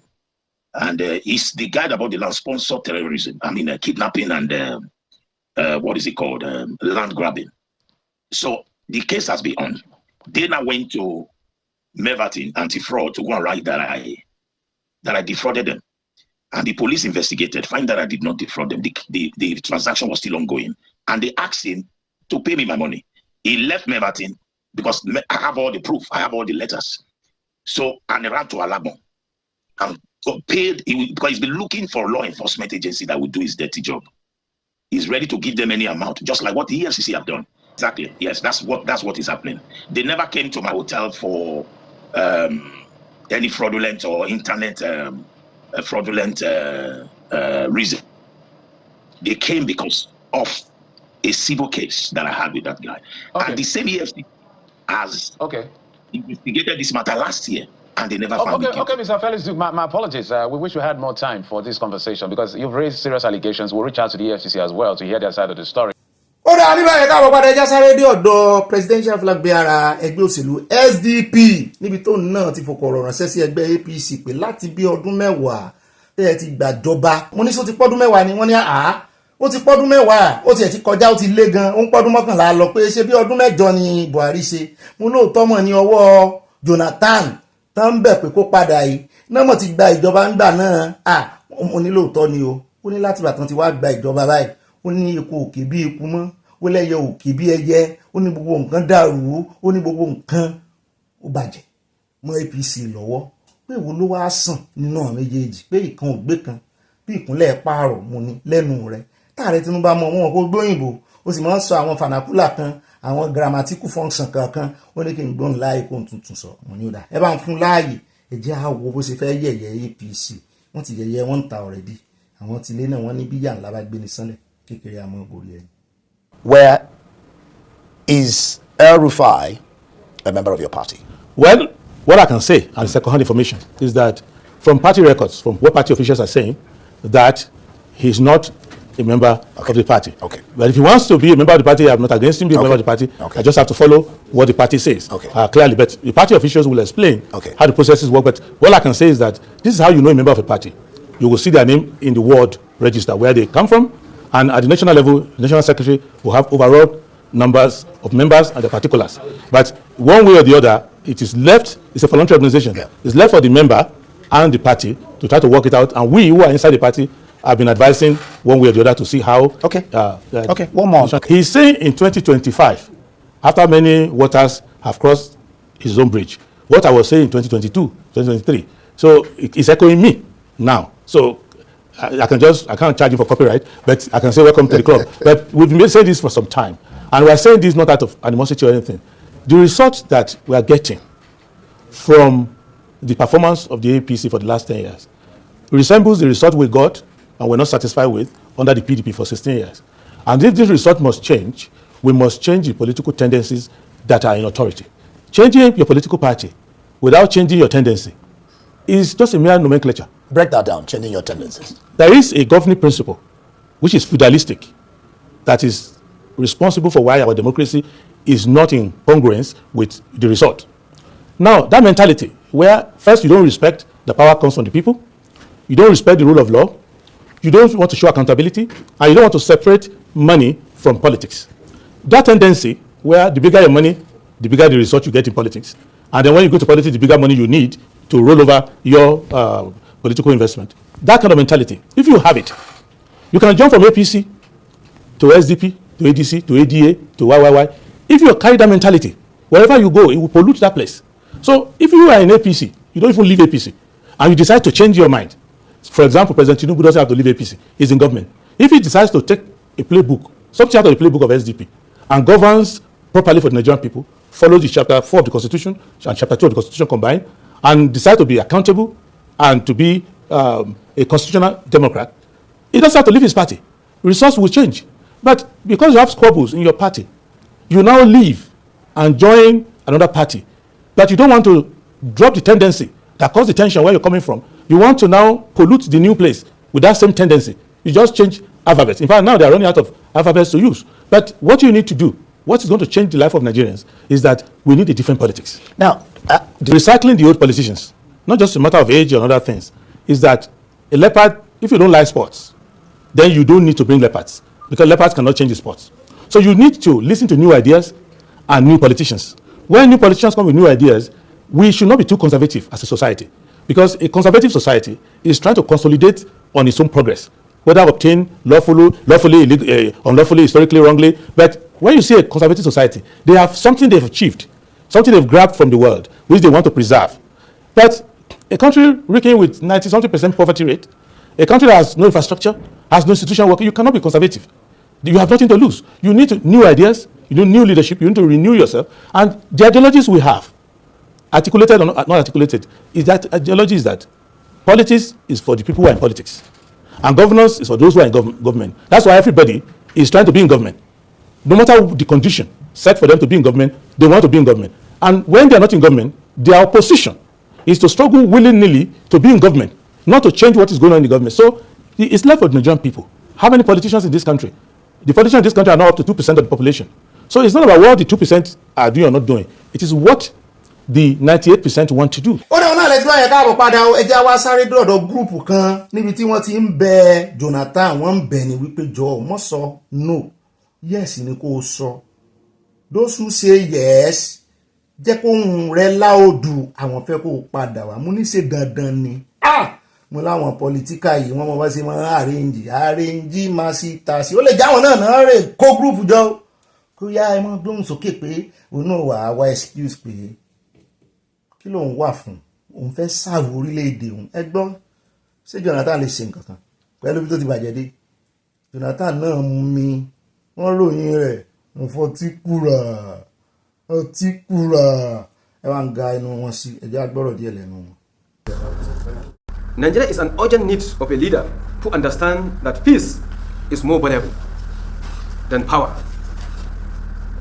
Unity more important than personal ambition, and compassion more enduring than politics. Dr. Goodluck Ebele Jonathan has demonstrated all these qualities in the past, and we believe he can do it again. Our call to action on behalf of Bring Back Our Goodluck, I call on all well-meaning Nigerians from north to south, east to west, to join hands in urging Dr. Goodluck Ebele Jonathan GCFR to once again answer this call of history so that he can rescue Nigeria. káàbọ̀ padà ẹjẹ́ wá sáré dé the Christ Apostolic Church CAC omi ló fi ṣe ìwòsàn lọ́rùn 1930 téèyàn kan tó rò pé òun lè tàbùkù kò mọ iṣẹ́ tí bàbá yẹn ṣe débẹ̀ pẹ̀lú aago wọ́n bá ń gbé aago dání bẹ́ẹ̀ ní bọ́dì sáìn Babalọ́lá nìyẹn bàbá Babalọ́lá wọ́n ní the Christ Apostolic Church wọ́n láwọn ti gba ẹ̀bẹ̀ tí the global senior pastor of Commonwealth wà ní orúkọ rẹ̀ Wealth of Zion Assembly Bíọ́dún Fátóyìnbó after his recent remarks about the CAC late founder Apostle Joseph Ayọ̀ Babalọ́lá tó sọ wípé owó wọn dà wọn lówó lọ́wọ́ àkáǹtì wọn dà ìlú olùgbanú àkáǹtì wọn kọjá rí ẹ̀mí mímọ́ o. Wọ́n ní speaking on behalf of the church, the director of publicity for CAC, Pastor Aderinsoye Alawode, ti sọ wípé the apology has been received in good faith, noting that it reflects remorse and a willingness to make amends. Ẹ̀mí Ọlọ́run lẹ fi gbà kì í ṣe bọ́ ṣe ń bẹ̀bẹ̀ nìyẹn dàtó fẹ́ tanú àbùkù bábàbà ó dárúkọ wọn ó tó dárúkọ àwọn ọmọ wọn dà pé kò sòwé lọ́wọ́ wọn kàn ní grace ni wọ́n lánàá tí ní wọn lówó ó dárúkọ wọn ṣùgbọ́n nígbà tó fẹ́ wá bẹ̀bẹ̀ ẹbẹ́ amẹ́bẹ̀ wà fún yín lánàá ó ní and I said the man of God and I said the church kẹ́ bá mọ̀ wípé ó ti ń ronú pé tó bá máa gbóhùn lọ ilé ẹjọ́ kóhùn lè yí ọlọ́gbọ́n àgẹrẹ arékèrèkè làwọn young pastors yìí ikú àmọ̀jú jẹ́ kí èmi náà tún hùwà bíi tiẹ̀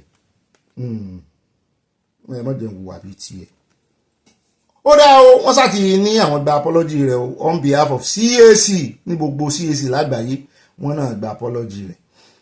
Ó dẹ̀ já wá dé Ọ̀yọ́ níbi tá a ti gbọ́ wípé wọ́n ń ṣe ọdún Ṣàngó lọ́wọ́ mo ní àwùjọ ẹ̀dá àwọn náà ó gbé o Ṣàngó Olúkòso Arẹ̀kúndayé wọ́n ní lónìí ní ọdún Ṣàngó tó ń lọ lọ́wọ́ nílùú Ọ̀yọ́ o. Wọ́n ní nǹkan kan wá wọn ṣẹlẹ̀ tó bá ti ń ṣe ọdún Ṣàngó wọ́n ní Aláàfin máa ń kó láàfin mú ní kí ló dé.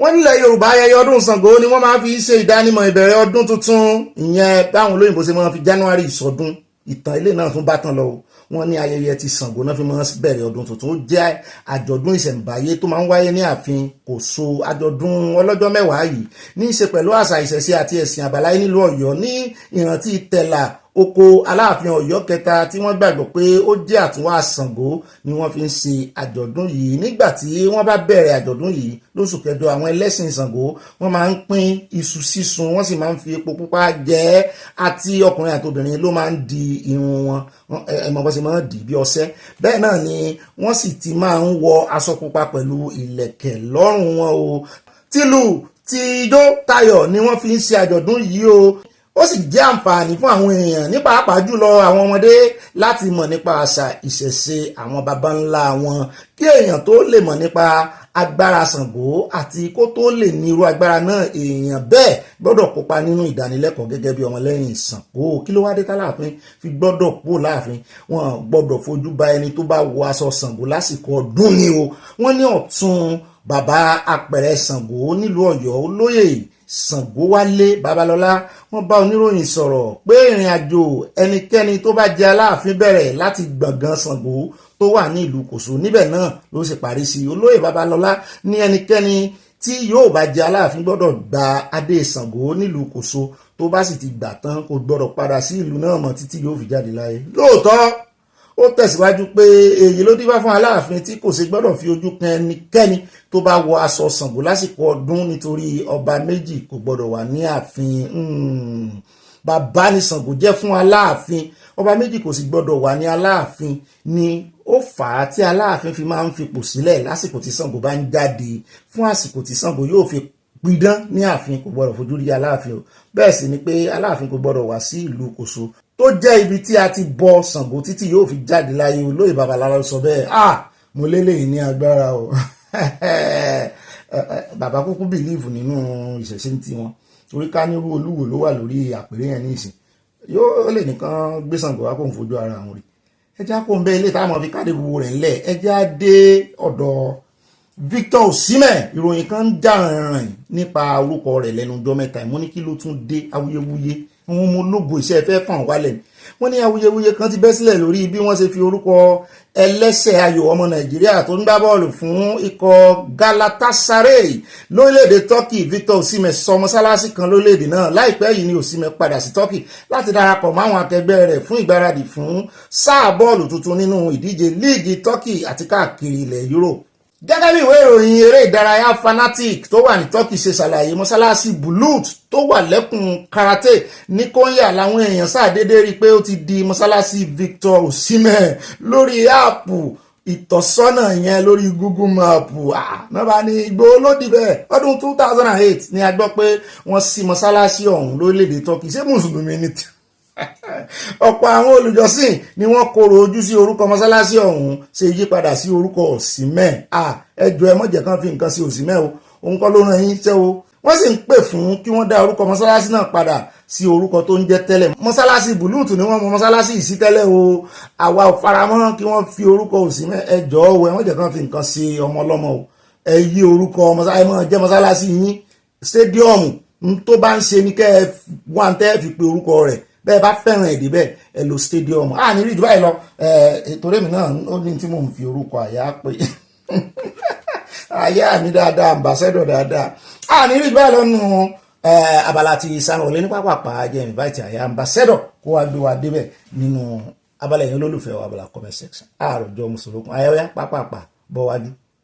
mo tún kí n káàbọ̀ sínú abala comment section abala ẹ̀yin olólùfẹ́ wa ohun yín láwọn ọgbọ́n ń bí o àyà kan fi amplifier fi gbóhùn yín ni o ìyá wa Stella wọ́n ní cheese Paul Mushin ọlọ́ṣà mọ́mí Mary Odùnú yìí wọ́n ní òbí tèmi nìkan àti àyà wọ́n ní ẹ̀kú ọjọ́ mẹ́ta nínú agboolé aláyọ̀ yìí mo míìsì yín púpọ̀ àwa náà míìsì yín torí èmi náà ń wò pé n ò rọ́wọ́ yín Olúwa rán Canada lọ́wọ́ láti ṣe ìdájọ́ òdodo fún APC àti PDP tí wọ́n ń kó ogun ja gbogbo ọmọ ìlú Nàìjíríà èyí tán sọ fún ẹ náà ogun ìdájọ́ ńlá ni nítorí àpò ara wọn nìkan mo kí ìyàwó Ògbónjò Ìwélà mobile vc fún ètò àti ìrànwọ́ tí wọ́n gbé wá ṣé kì í ṣe nítorí ìdìbò 2027 mọ́ mi yọ̀dà fún ẹ bá ń fojú inú wò. ṣé wọ́n ṣẹ̀ṣẹ̀ rí pé nǹkan ń ṣe àwọn ọmọ Nàìjíríà ní Yorùbá nation làwàndóde o no distraction no going out tell us àti nǹkan panu yọ̀dà fún ìmọ̀ mi.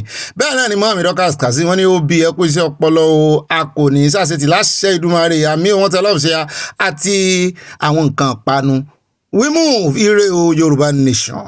bámi báyọ̀ akíngbàlà ó yá yín lónìí wọ́n ní Ọ̀gbẹ́ni Bobby mi àtàtàtà ìyá o ẹ ò ní tẹnugbó bí ọwọ́ àmì àṣẹ ẹ jọ̀wọ́ ẹ bá wa rawọ́ ẹ̀bẹ̀ sí gómìnà olóhùn gbígbọ̀n Ọ̀pẹ́bọlò kó ṣàánú fún àwọn ọmọ yẹn o ààrẹ Tinubu jókòó sílé Yorùbá nation going by wọn tẹ lọ́ọ̀fù sí a wọ́n fi nǹkan panu àkòsí nǹkan panu bẹ̀ bá mi ó dá àwọn báyìí fi sí lọ́kàn mi ire o ṣe rí bóòlù yẹn ó ṣe jẹ́ bàbá orílẹ̀-èdè wọ́n sì gbé àwọn ọmọ rẹ̀ lọ kí tí ẹsẹ̀ kan kì í ṣe méjì o wọ́n ń jí àwọn ọmọ rẹ̀ gbé ó sì ń lọ káàkiri àtọmọtayọ akínú tí wọ́n ní ó bí àròsọ kankan ní Fáyọ̀sé ń sọ ò ṣé ẹ̀yìn rí kí 90% wọn kí wọ́n ṣe nǹkan gidi kan fún ọmọ Nàìjíríà rọ òun ò rí o ṣé bí ó lè ní àwọn ọlọ́jẹ̀lú Nàìjíríà wọn ò rí ti ọmọ Nàìjíríà rò rárá àwọn ìkà aláìláàánú ìkà of Africa. Àtìlọ́lá Ọmọlolú wọ́n ní jọ̀wọ́ Ọ̀gbẹ́ni Bobby ẹkú iṣẹ́ takuntakun Olúwa yóò máa pẹ̀lú rẹ o àmì òní orúkọ Jésù Kristi ti Násárẹ́tì kí ni orúkọ pásítọ̀ yìí tí ó sọ̀rọ̀ àwọn pásítọ̀ Nàìjíríà pásítọ̀ Isaac Ọmọlẹ́yìn yes mo gbà God continue to be with you amen wọ́n wà lórí YouTube náà pásítọ̀ Isaac Ọmọlẹ́yìn mo ti pín ní ẹ̀ sínú comment section ti ìròyìn àná. Mọ́ọ̀mí Oyèmí Sàlá wọ́n ní ẹkú iṣẹ́ orílẹ̀-èdè àwọn tí wọ́n mú Fúlàní ni wọ́n ń sọ pé kí wọ́n má fi ojú ara wọn bẹ́ẹ̀ ni Yorùbá nation going by àwọn tẹ̀lé ọ̀sẹ̀ àti nǹkan panu àwọn tán bá ti mú àwọn Fúlàní tí ń da ilẹ̀ Yorùbá láàmú kàn fúnra wọn wọ́n fojú ara wọn hàn wọ́n lè fojú àwọn Fúlàní hàn ṣùgbọ́n tó tiẹ̀ ní ìdí kan fojú wọn hàn nígbà táwọn ń sọṣẹ́ sàn fojú anybody hàn kàn ṣe everybody panu mọ́ kò ju àná lọ kàn ṣe ń tán ṣe jàre kàn yanjú gbogbo ètò Mọ́ọ̀mí Tóyìn Ọládọ̀tún wọ́n ní ẹkú ètò Ọ̀gbẹ́ni Bobby Ọlọ́run ní tò kò ní bàjẹ́ fún yín àmì àtẹ̀yìn náà pẹ̀lú ìròyìn Nàìjíríà yìí o Tinubu ń lọ tọ́jú ara rẹ̀ ní àlẹ́jẹ́lì mobile vc kwam 1 àwọn ọmọ olódò ìdẹni kò jọ wá lójú Yorùbá nation làwọn fẹ́ wọ́n tẹ love sí àti nǹkan panu wọ́n bú sẹ́rìn ayọ̀. Bámi Richard ibi dàpọ̀ mọ́mí nǹkọ́ àtàwọn ọmọ wọ́n ní thanks for today's program the incoming prime minister of Yorùbá nation ibole ti rí yẹn mọ́ bá mi ń sàsọ̀tẹ́lẹ̀ God bless her wọ́n tẹ love rẹpẹtẹ wọ́n bú sẹ́rìn ayọ̀ nǹkan panu náà lọ sálálùá bọ́n sì wọ́n tẹnu mọ́ lógo wọn ẹ bá ń kí mọ́mí o.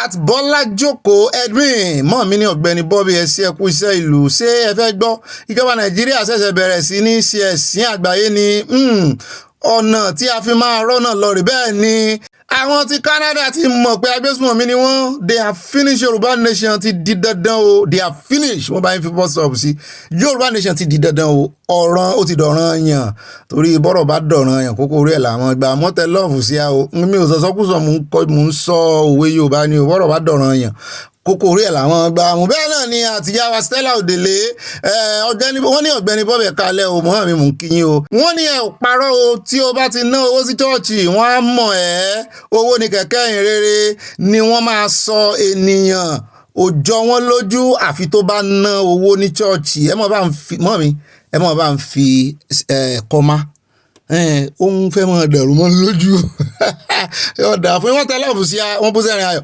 Bẹ́ẹ̀ náà ni mọ́mí Grace Olùsòtọ́ wọn ni mo kí bàbá tèmi nìkan ṣoṣo ọ̀mọ̀wé ọ̀jọ̀gbọ́n Stephen Adébánjí Akíntóyè àti ọkọ mi àkàndá Elédùmarè olóyè Sunday Mọ́jàsọ́lá Àdìsá Adéyẹmọ also known as Ìgbòho Òòṣà wọn tẹ lọ́ọ̀fù sí wọn tẹ kíìsì sí wọn tẹ flower sí wọn. Yorùbá nation no going back àṣeyọrí tó dájú ṣùgbọ́n kì í ṣe bàbá tẹ̀yìn nìkan o bàbá àti gbogbo wa ni o wọn ni mo kí bàbá tèmi nìkan ṣoṣo bó ló ṣe jẹ́ bàbá yín nìkan ṣoṣo.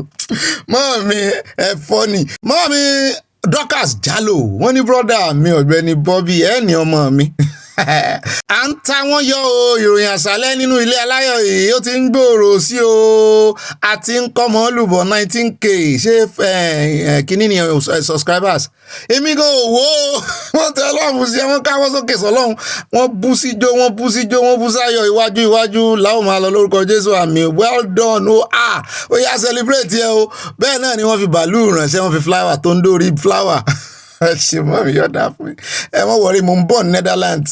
Bẹ́ẹ̀ náà ni àtìmọ̀dínà Solomon wọn ní abala pẹ́kẹ́bù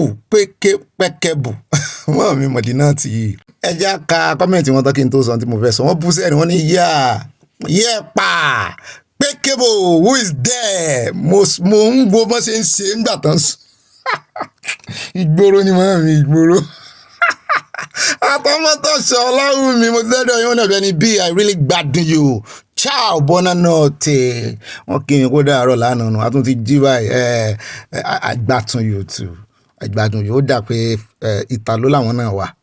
At Adegbola Olakunle wọ́n ní ọ̀gá Bobby don't be surprised that Wasiu will come out with the lyrics and abuse people in Nigeria for standing for justice. Ṣé ọmọ Nigeria judiciary ilé ìtọ́jú ẹ̀ ti ń gbé water bottle kiri láìsọ ọmọ kékeré ọmọ ọwọ́ wọ́n ti wá water bottle tí ó tá a mọ̀ wọ́n mọ́tẹ́ nǹkan yẹn kọjá lọ dá léṣe water bottle lẹ̀ àwọn èèyàn òkùnkù rà mọ́ mi fún mi lọ́lá Bello wọ́n ní ọ̀gbẹ́ni Bobby ọkọ̀ àwa sweet 16 ẹ jọ̀wọ́ ẹ má wo watermelon mìíràn o love you wọ́n tẹ love sí ẹ kí àyà o àyà náà ń gbọ́ o èmi mo sì jẹ́ watermelon kan tán ní àbí irú watermelon wo lẹ́ ń sọ ọ̀rọ̀ yóò yé mi ò mọ̀ tó mọ watermelon bá mi rí ọlọ́run rí wọ́n ti fẹ́ wọ́n fẹ́ mọ corrupt yín àwọn náà ń kọ́ yín ní gbogbo tẹ̀sán àwọn ní watermelon sọnù wọ́n pàdé wọn wájú mọ́ mi ó pàlà with evangelist Olúbùnmi wọ́n ní ibà wò ó lẹ́gbẹ̀lẹ́gbẹ̀ẹ́ side view yìí náà ni ṣé ń kó mi jẹ ni mọ́ mi evangelical wọ́n tẹ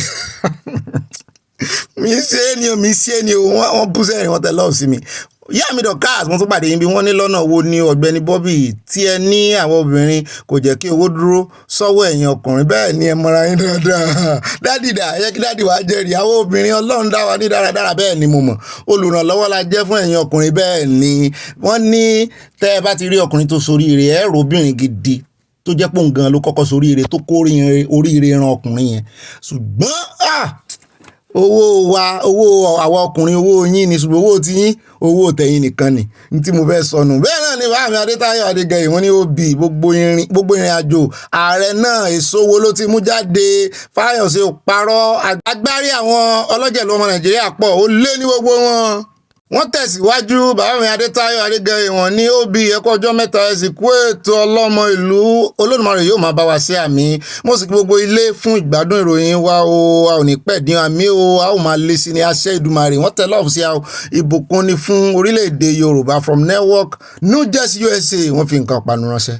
At Dúpẹ́ Bello mọ́ mi wọ́n ní ọ̀gbẹ́ni Bobby ẹ kú àṣálẹ́ ẹ kú ọjọ́ mẹ́ta o a kú àsìkò yìí o ẹ kú iṣẹ́ ìlú wa ìlú aláyọ̀ orílẹ̀-èdè olómìnira one love abáwaláyọ̀ aṣojú ẹ̀mí wa o àṣẹ. Àtìmọ́ mi Ọlápéjú àṣà ìwọ́n ní obì ibà gbé wa débẹ̀ ìhàlẹ̀ ni àwọn Ìgbò ń ṣe wípé tí wọ́n bá jẹ́ kí Nnamdi Kanu kú sínú ẹ̀wọ̀n nǹkan yóò ṣẹlẹ̀ kí ló ṣẹlẹ̀ nígbà tí wọ́n pa Awólọ́wọ̀ tàbí Ọlá sínú ẹ̀wọ̀n Yorùbá làwọn yẹn àdúrà nìkan ni kí wọ́n máa gbà kó má ṣẹlẹ̀. Yorùbá Nation going bá àwọn tẹ love sí a àti nǹkan panu from Chicago. Ẹ̀sìn mọ́ mi ọ̀dà fún ọdún àgbà lẹ́fi gbé ó sì yí àwọn ọmọdé náà. Bẹ́ẹ̀ ni at fun mate hair braidings wọ́n ní love you bàbá ọkọ mi and àyà next time mọ́ mi tẹ́ bá ti fẹ́ sọ love you èmi nìkan ni kẹ́ ẹ sọ sí. Mo ti fi díẹ̀ fáyà ń bẹ̀ mo bù fún. Bẹ́ẹ̀ náà ni Adégbọlá Kúnlé wọ́n ní Ọ̀gbẹ́ni Bobby tíátíá well done sir ọkọ̀ àwọn òpèké in the house. Bẹ́ẹ̀ ni I'm not happy with Nigeria government at all because of one issue and this is the same way Naira Marley case was handled by NDLEA ended with ambassador àbí bẹ́ẹ̀ ni Naija no get shame Wasiu need to be punished. I'm very punished kò sẹ́ni tó fẹ́ gbá rẹ̀ dání ẹni tí ó nà wọ́n wà lára wọn. Mọ́ọ̀mí ìyá Jésù wọ́n ní Ọ̀gbẹ́ni Bobby you see that Baba is Reverend Isaac Omoleyin bẹ́ẹ̀ ni one of the last men standing in Christianity. I'm proud of him always. Bàbá yẹn ẹ̀mí mọ́ wà nù wọn wọ́n ń gbé rìn ní kò ní ìdí ẹni tí ò lẹ́yìn mọ́ gan-an mọ̀ yóò rí sáì. Mọ́ọ̀mí Dorcas Jálò ìbà Ọlọ́run Olúwa ṣeun o fún ohun gbogbo bẹ́ẹ̀ ni wọ́n yin Ọlọ́run lógo ni èmi náà jọ yín. At Mercy Taiwo Adégòkè Mákànjúọlá wọ́n ní Ọ̀gbẹ́ni Bobby ọpọlọ yín kò ní dọ́bà mi Jésù yóò máa bá yín ṣe o àmì o wọ́n tẹ love rẹpẹtẹ sí mi èmi nìkan ni mo ní yóò dà fún mi ṣé òun ṣe láti Ireland bẹ́ẹ̀ mo ti gbàgbé àbí Netherlands náà wá I forgot. At Yemi Ige mọ́ mi dáadáa wọ́n ní omi ló fi ṣe ìwòsàn orin ni mọ́ mi kọ́ omi ló fi ṣe ìwòsàn òkú alẹ́ àná dáláyé omi ló fi ṣe ìwòsàn. Apostle Babalọlá lay a good legacy iye àwọn tí ẹ̀mí mọ́ Ọlọ́run bá ń darí iye wọn ní ṣe ọmọ Ọlọ́run bàbá Babalọlá ti kó ilé ìṣúra sí ọ̀run wọ́n ti kọ́ sí ọ̀run. Ilé ayé àwọn pásítọ̀ gbàlódé ilé ayé náà fẹ́ máa kọ́ sí.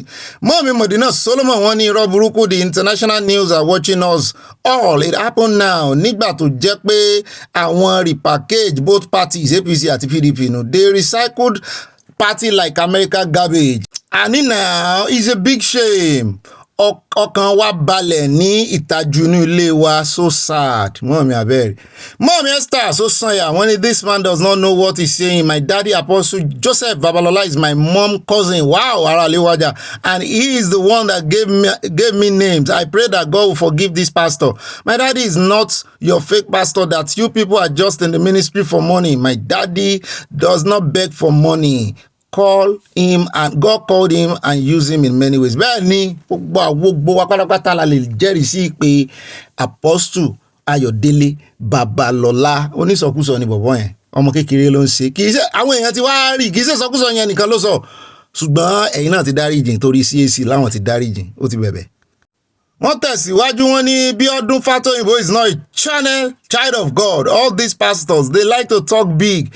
He is only looking for money and he has offended God. He will see the hand of God as he talk carelessly. These people just want money. Dáríjì. Àìmọ́ ẹ̀kọ́ jẹ kó má ra àyàn lọ́wọ́. Yóò rè iṣẹ́ síbòmí níbi tí wọ́n ti kọ́ lẹ́kọ̀ọ́. At Formate Hair Braid wọ́n ní 95% àwọn pastor ni wọ́n ti sọ ara wọn di motivational speaker kò sí ìgbàlá ọkàn mọ́ bẹ́ẹ̀ ni ó ẹ mọ̀ retí àwọn pastor tó máa preach GMO fún yín nísìnyí torí wọ́n ti ń penetrate wọ́n ti gbowó báyìí GMO náà mọ̀ preach fún yín. Bá mi orí Ọláoris mo ti ní wọn pàdé yín wájú ibà bàbá ìbejì òótọ́ ọ̀rọ̀ bí ìsọkúsọ ni o everybody born twins mo sì like result comment mi àná wá o bẹ́ẹ̀ ni mo nà í mọ́lé you won bẹ́ẹ̀ ni àwọn ọmọ tó ti nà yín mi lónìí àwọn ọmọ bíbí wa nínú ìpàdé agboolé aláyọ̀ kò lè múra jáde bíi ti comfort o bẹ́ẹ̀ ni comfort náà ìmúra rẹ̀ ó kù díẹ̀ káàtó ẹ jẹ́ ká pawọ́pọ̀ bá o lè wí orí Ọláoris from Dallas Texas bá mi aláàbáwí ṣùgbọ́n ìbáwí tí a sọ pé ó wọ̀wọ̀kúwọ̀ ó yàtọ̀ sí kán yẹ̀yẹ́ obìnrin èmi ò wo ti comfort tí obìnrin gbogbo obìnrin àgbáyé ni mò ń wò tí mo fi ń sọ̀rọ̀ bẹ́ẹ̀ ṣùgbọ́n ẹni tí ó bá wí kì í ṣe airline ni ó bá wí ìwọ̀kúwọ̀ tí tó wọ̀ tó bá wọ̀wọ̀kúwọ̀ táwọn ò bá fẹ́ wọn kò yẹ kán gbà láàyè kó wọnú plane ẹ ṣe ń bá mi yọ̀ dáa fún yín ọgbọ́n yín ò ní dọ́ba o bẹ́ẹ̀ náà ni mọ́ mi Dúpẹ́ Bello wọ́n ní Ọ̀gbẹ́ni sẹ́rí pásítọ̀ Gúúsì Fátóyìnbó kò ní nǹkan kan míì tí ó ń ṣe ju wípé kó máa fẹ́ gbogbo àwọn ọmọ ìjọ lọ ẹbí wọ́n fẹ̀sùn kàn pé ó fẹ́ ọmọ ìbọ́bọ́ ìkan tó ń kọrin báyìí tó wà famous tán ní ó rè é ṣe sí ọmọ ìyàwó rẹ̀ ó ti fẹ́ ṣègbè ló fi ń bú bàbá Babalọ́lá ọjọ́ ikú rẹ̀ ti sún àìrọ ẹ̀mọ́ ti ẹ̀dùbá ń darí jù. mo kí yín o pé ẹ̀ka alẹ́ mìíràn kí wọ́n mi ọ̀dà fún yín ẹjá fi ṣe ọ̀rọ̀ Saul àti Dávidi ṣé mọ̀ pé Dávidi náà ní orí ọ̀fẹ́ láti pa Saul tó ń lé ẹ̀mí rẹ̀ ṣùgbọ́n ní òun ò ní pa anointed men of God pé fúnra rẹ̀ ní ó para rẹ̀. Bẹ́ẹ̀ náà ni mọ́mí Adésọlá Ọládèjì wọ́n ní Sultani of Sokoto ayé Buhari ò sọ nǹkan kan wá gbẹnu sí máìkì ó ganu sí máìkì nísìn òun sọ̀rọ̀. Bẹ́ẹ̀ náà ni àtbámi Ọládéwálé wọ́n ní abálájọ àwọn ọ̀gárá ọ̀fọ́n olóṣèlú ti tọwọ́ bọ owó ìṣọ́ráǹsì pẹ̀lú kòbókò ó mà ṣe o fún Nàìjíríà.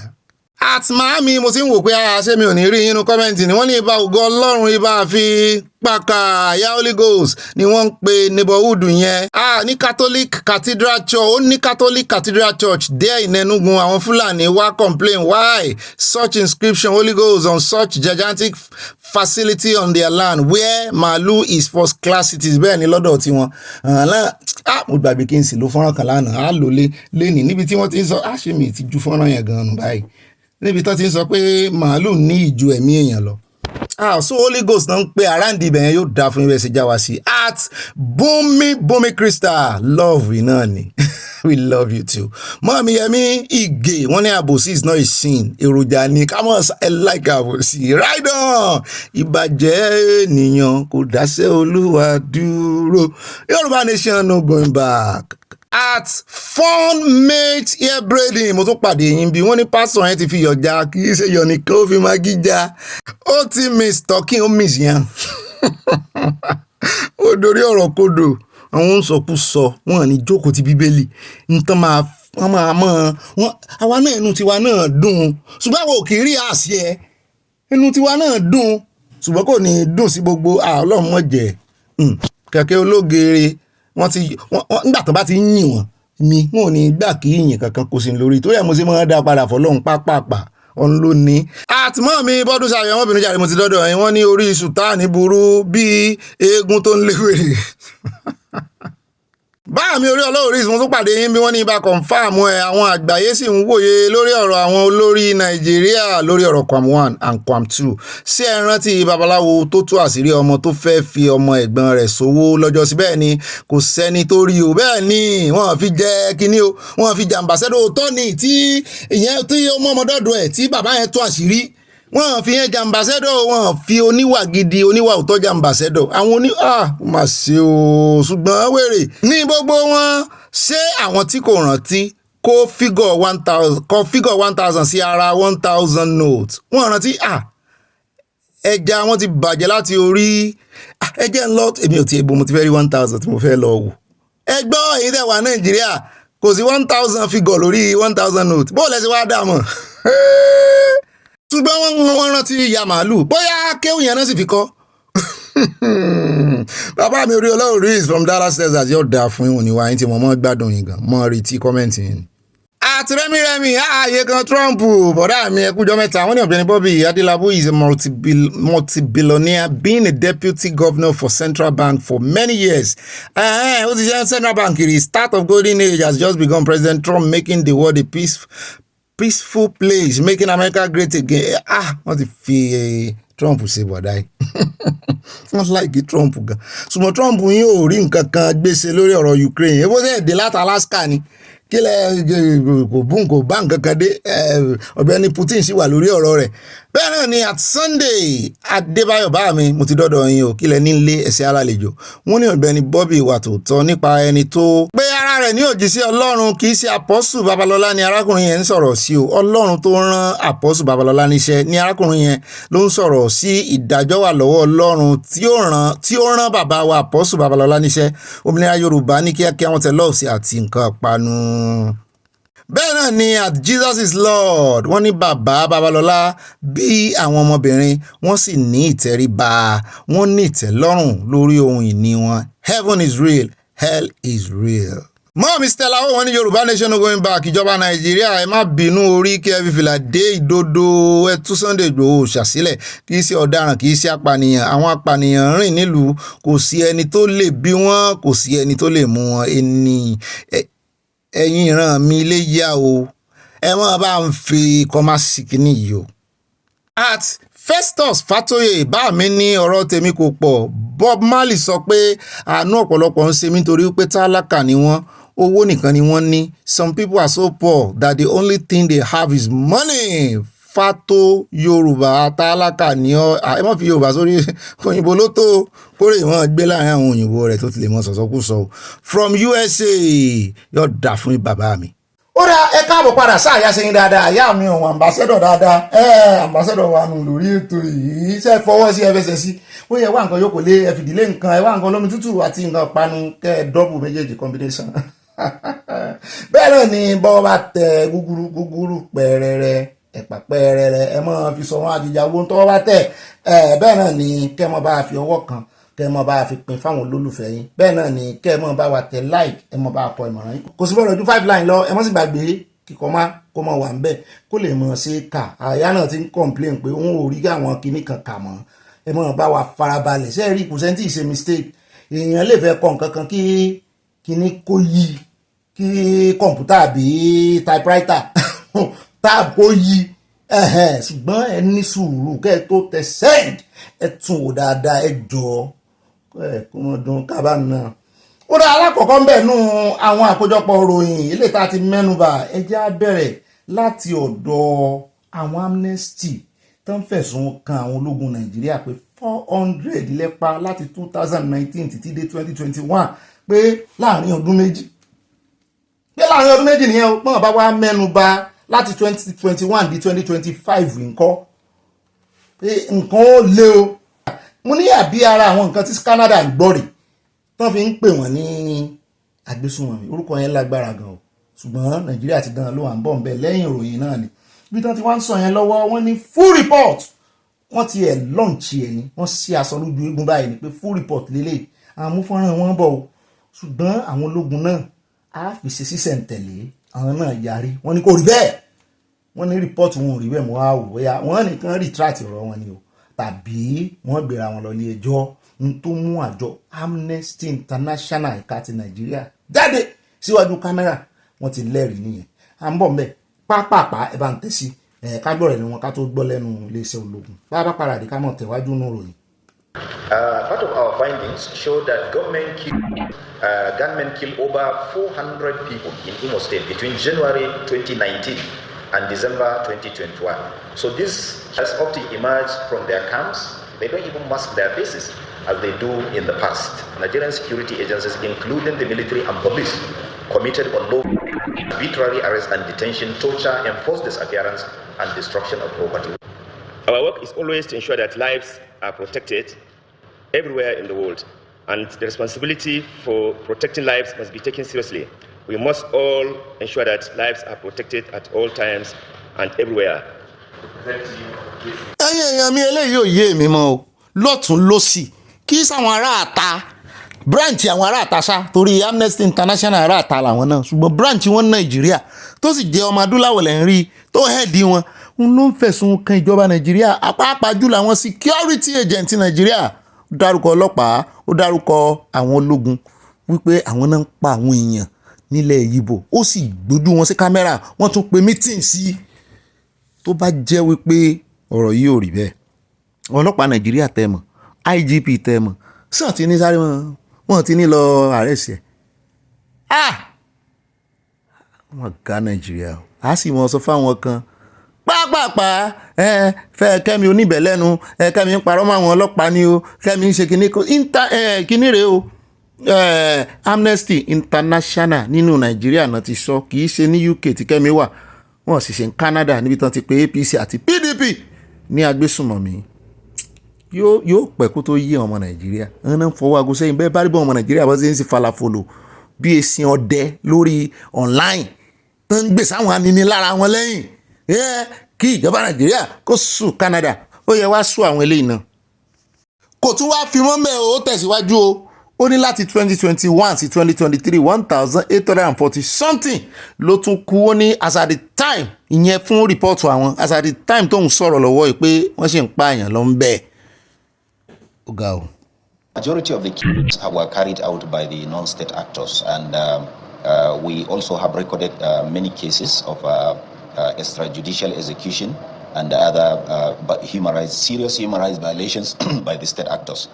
So what we have, as you mentioned, is a hybrid of political violence, criminality, and all sorts of things. Like when we did our investigation, we realized that there are at least 17 forests in Anambra State where gunmen operate from. And in Imo State, there are at least 15 of those kind of forests from which our gunmen operate. And these gunmen have made life very, very difficult and horrible for the people of this region. In some places, we found out that even families, when you want to have burials, you have to pay them between 500,000 to 300,000.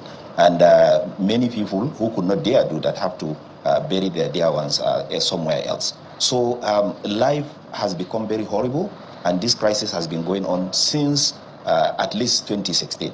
And the reason why we did this research is to bring attention to these horrific human rights violations and the need for all those involved, both state and non-state actors. We are telling them to stop, and they have to cease these violations, and peace has to be restored. And all those who have been found to have violated human rights, they must be brought to justice. And families of those who are affected deserve reparation, adequate compensation. ẹ rí i pé nínú dálẹ́ẹ̀tì rẹ̀ ẹ ti mọ̀ pé ó fẹ́ súnmọ́ haúsá nítorí ẹ̀ ká ní ọmọ Ìgbò ní nísìn wọ́n á sọ wípé torí kó jẹ́ Ìgbò òun ló jẹ́ ọ̀gá wọn fún Amnesty International Nàìjíríà òun lọ̀gá wọn ń bẹ̀ ní tó ń sọ náà ni wípé àwọn ò sọ pé àwọn ọlọ́pàá àwọn àmì nìkan náà gbé iṣẹ́ burúkú yìí ṣe wípé àwọn kan wà non-state actors ìyẹn irú àwọn ipob nǹkan yẹn náà àwọn gọ́ọ̀mẹ̀ ó dárúkọ tiwọn náà bẹ́ẹ̀ náà ló ní wọ́n tún ń tẹ ojú ẹ̀tọ́ àwọn èèyàn mọ́lẹ̀ ó ní yẹn gan pọ̀ rẹpẹtẹ ó ní yẹn máa worú àwọn àmì tán kó sí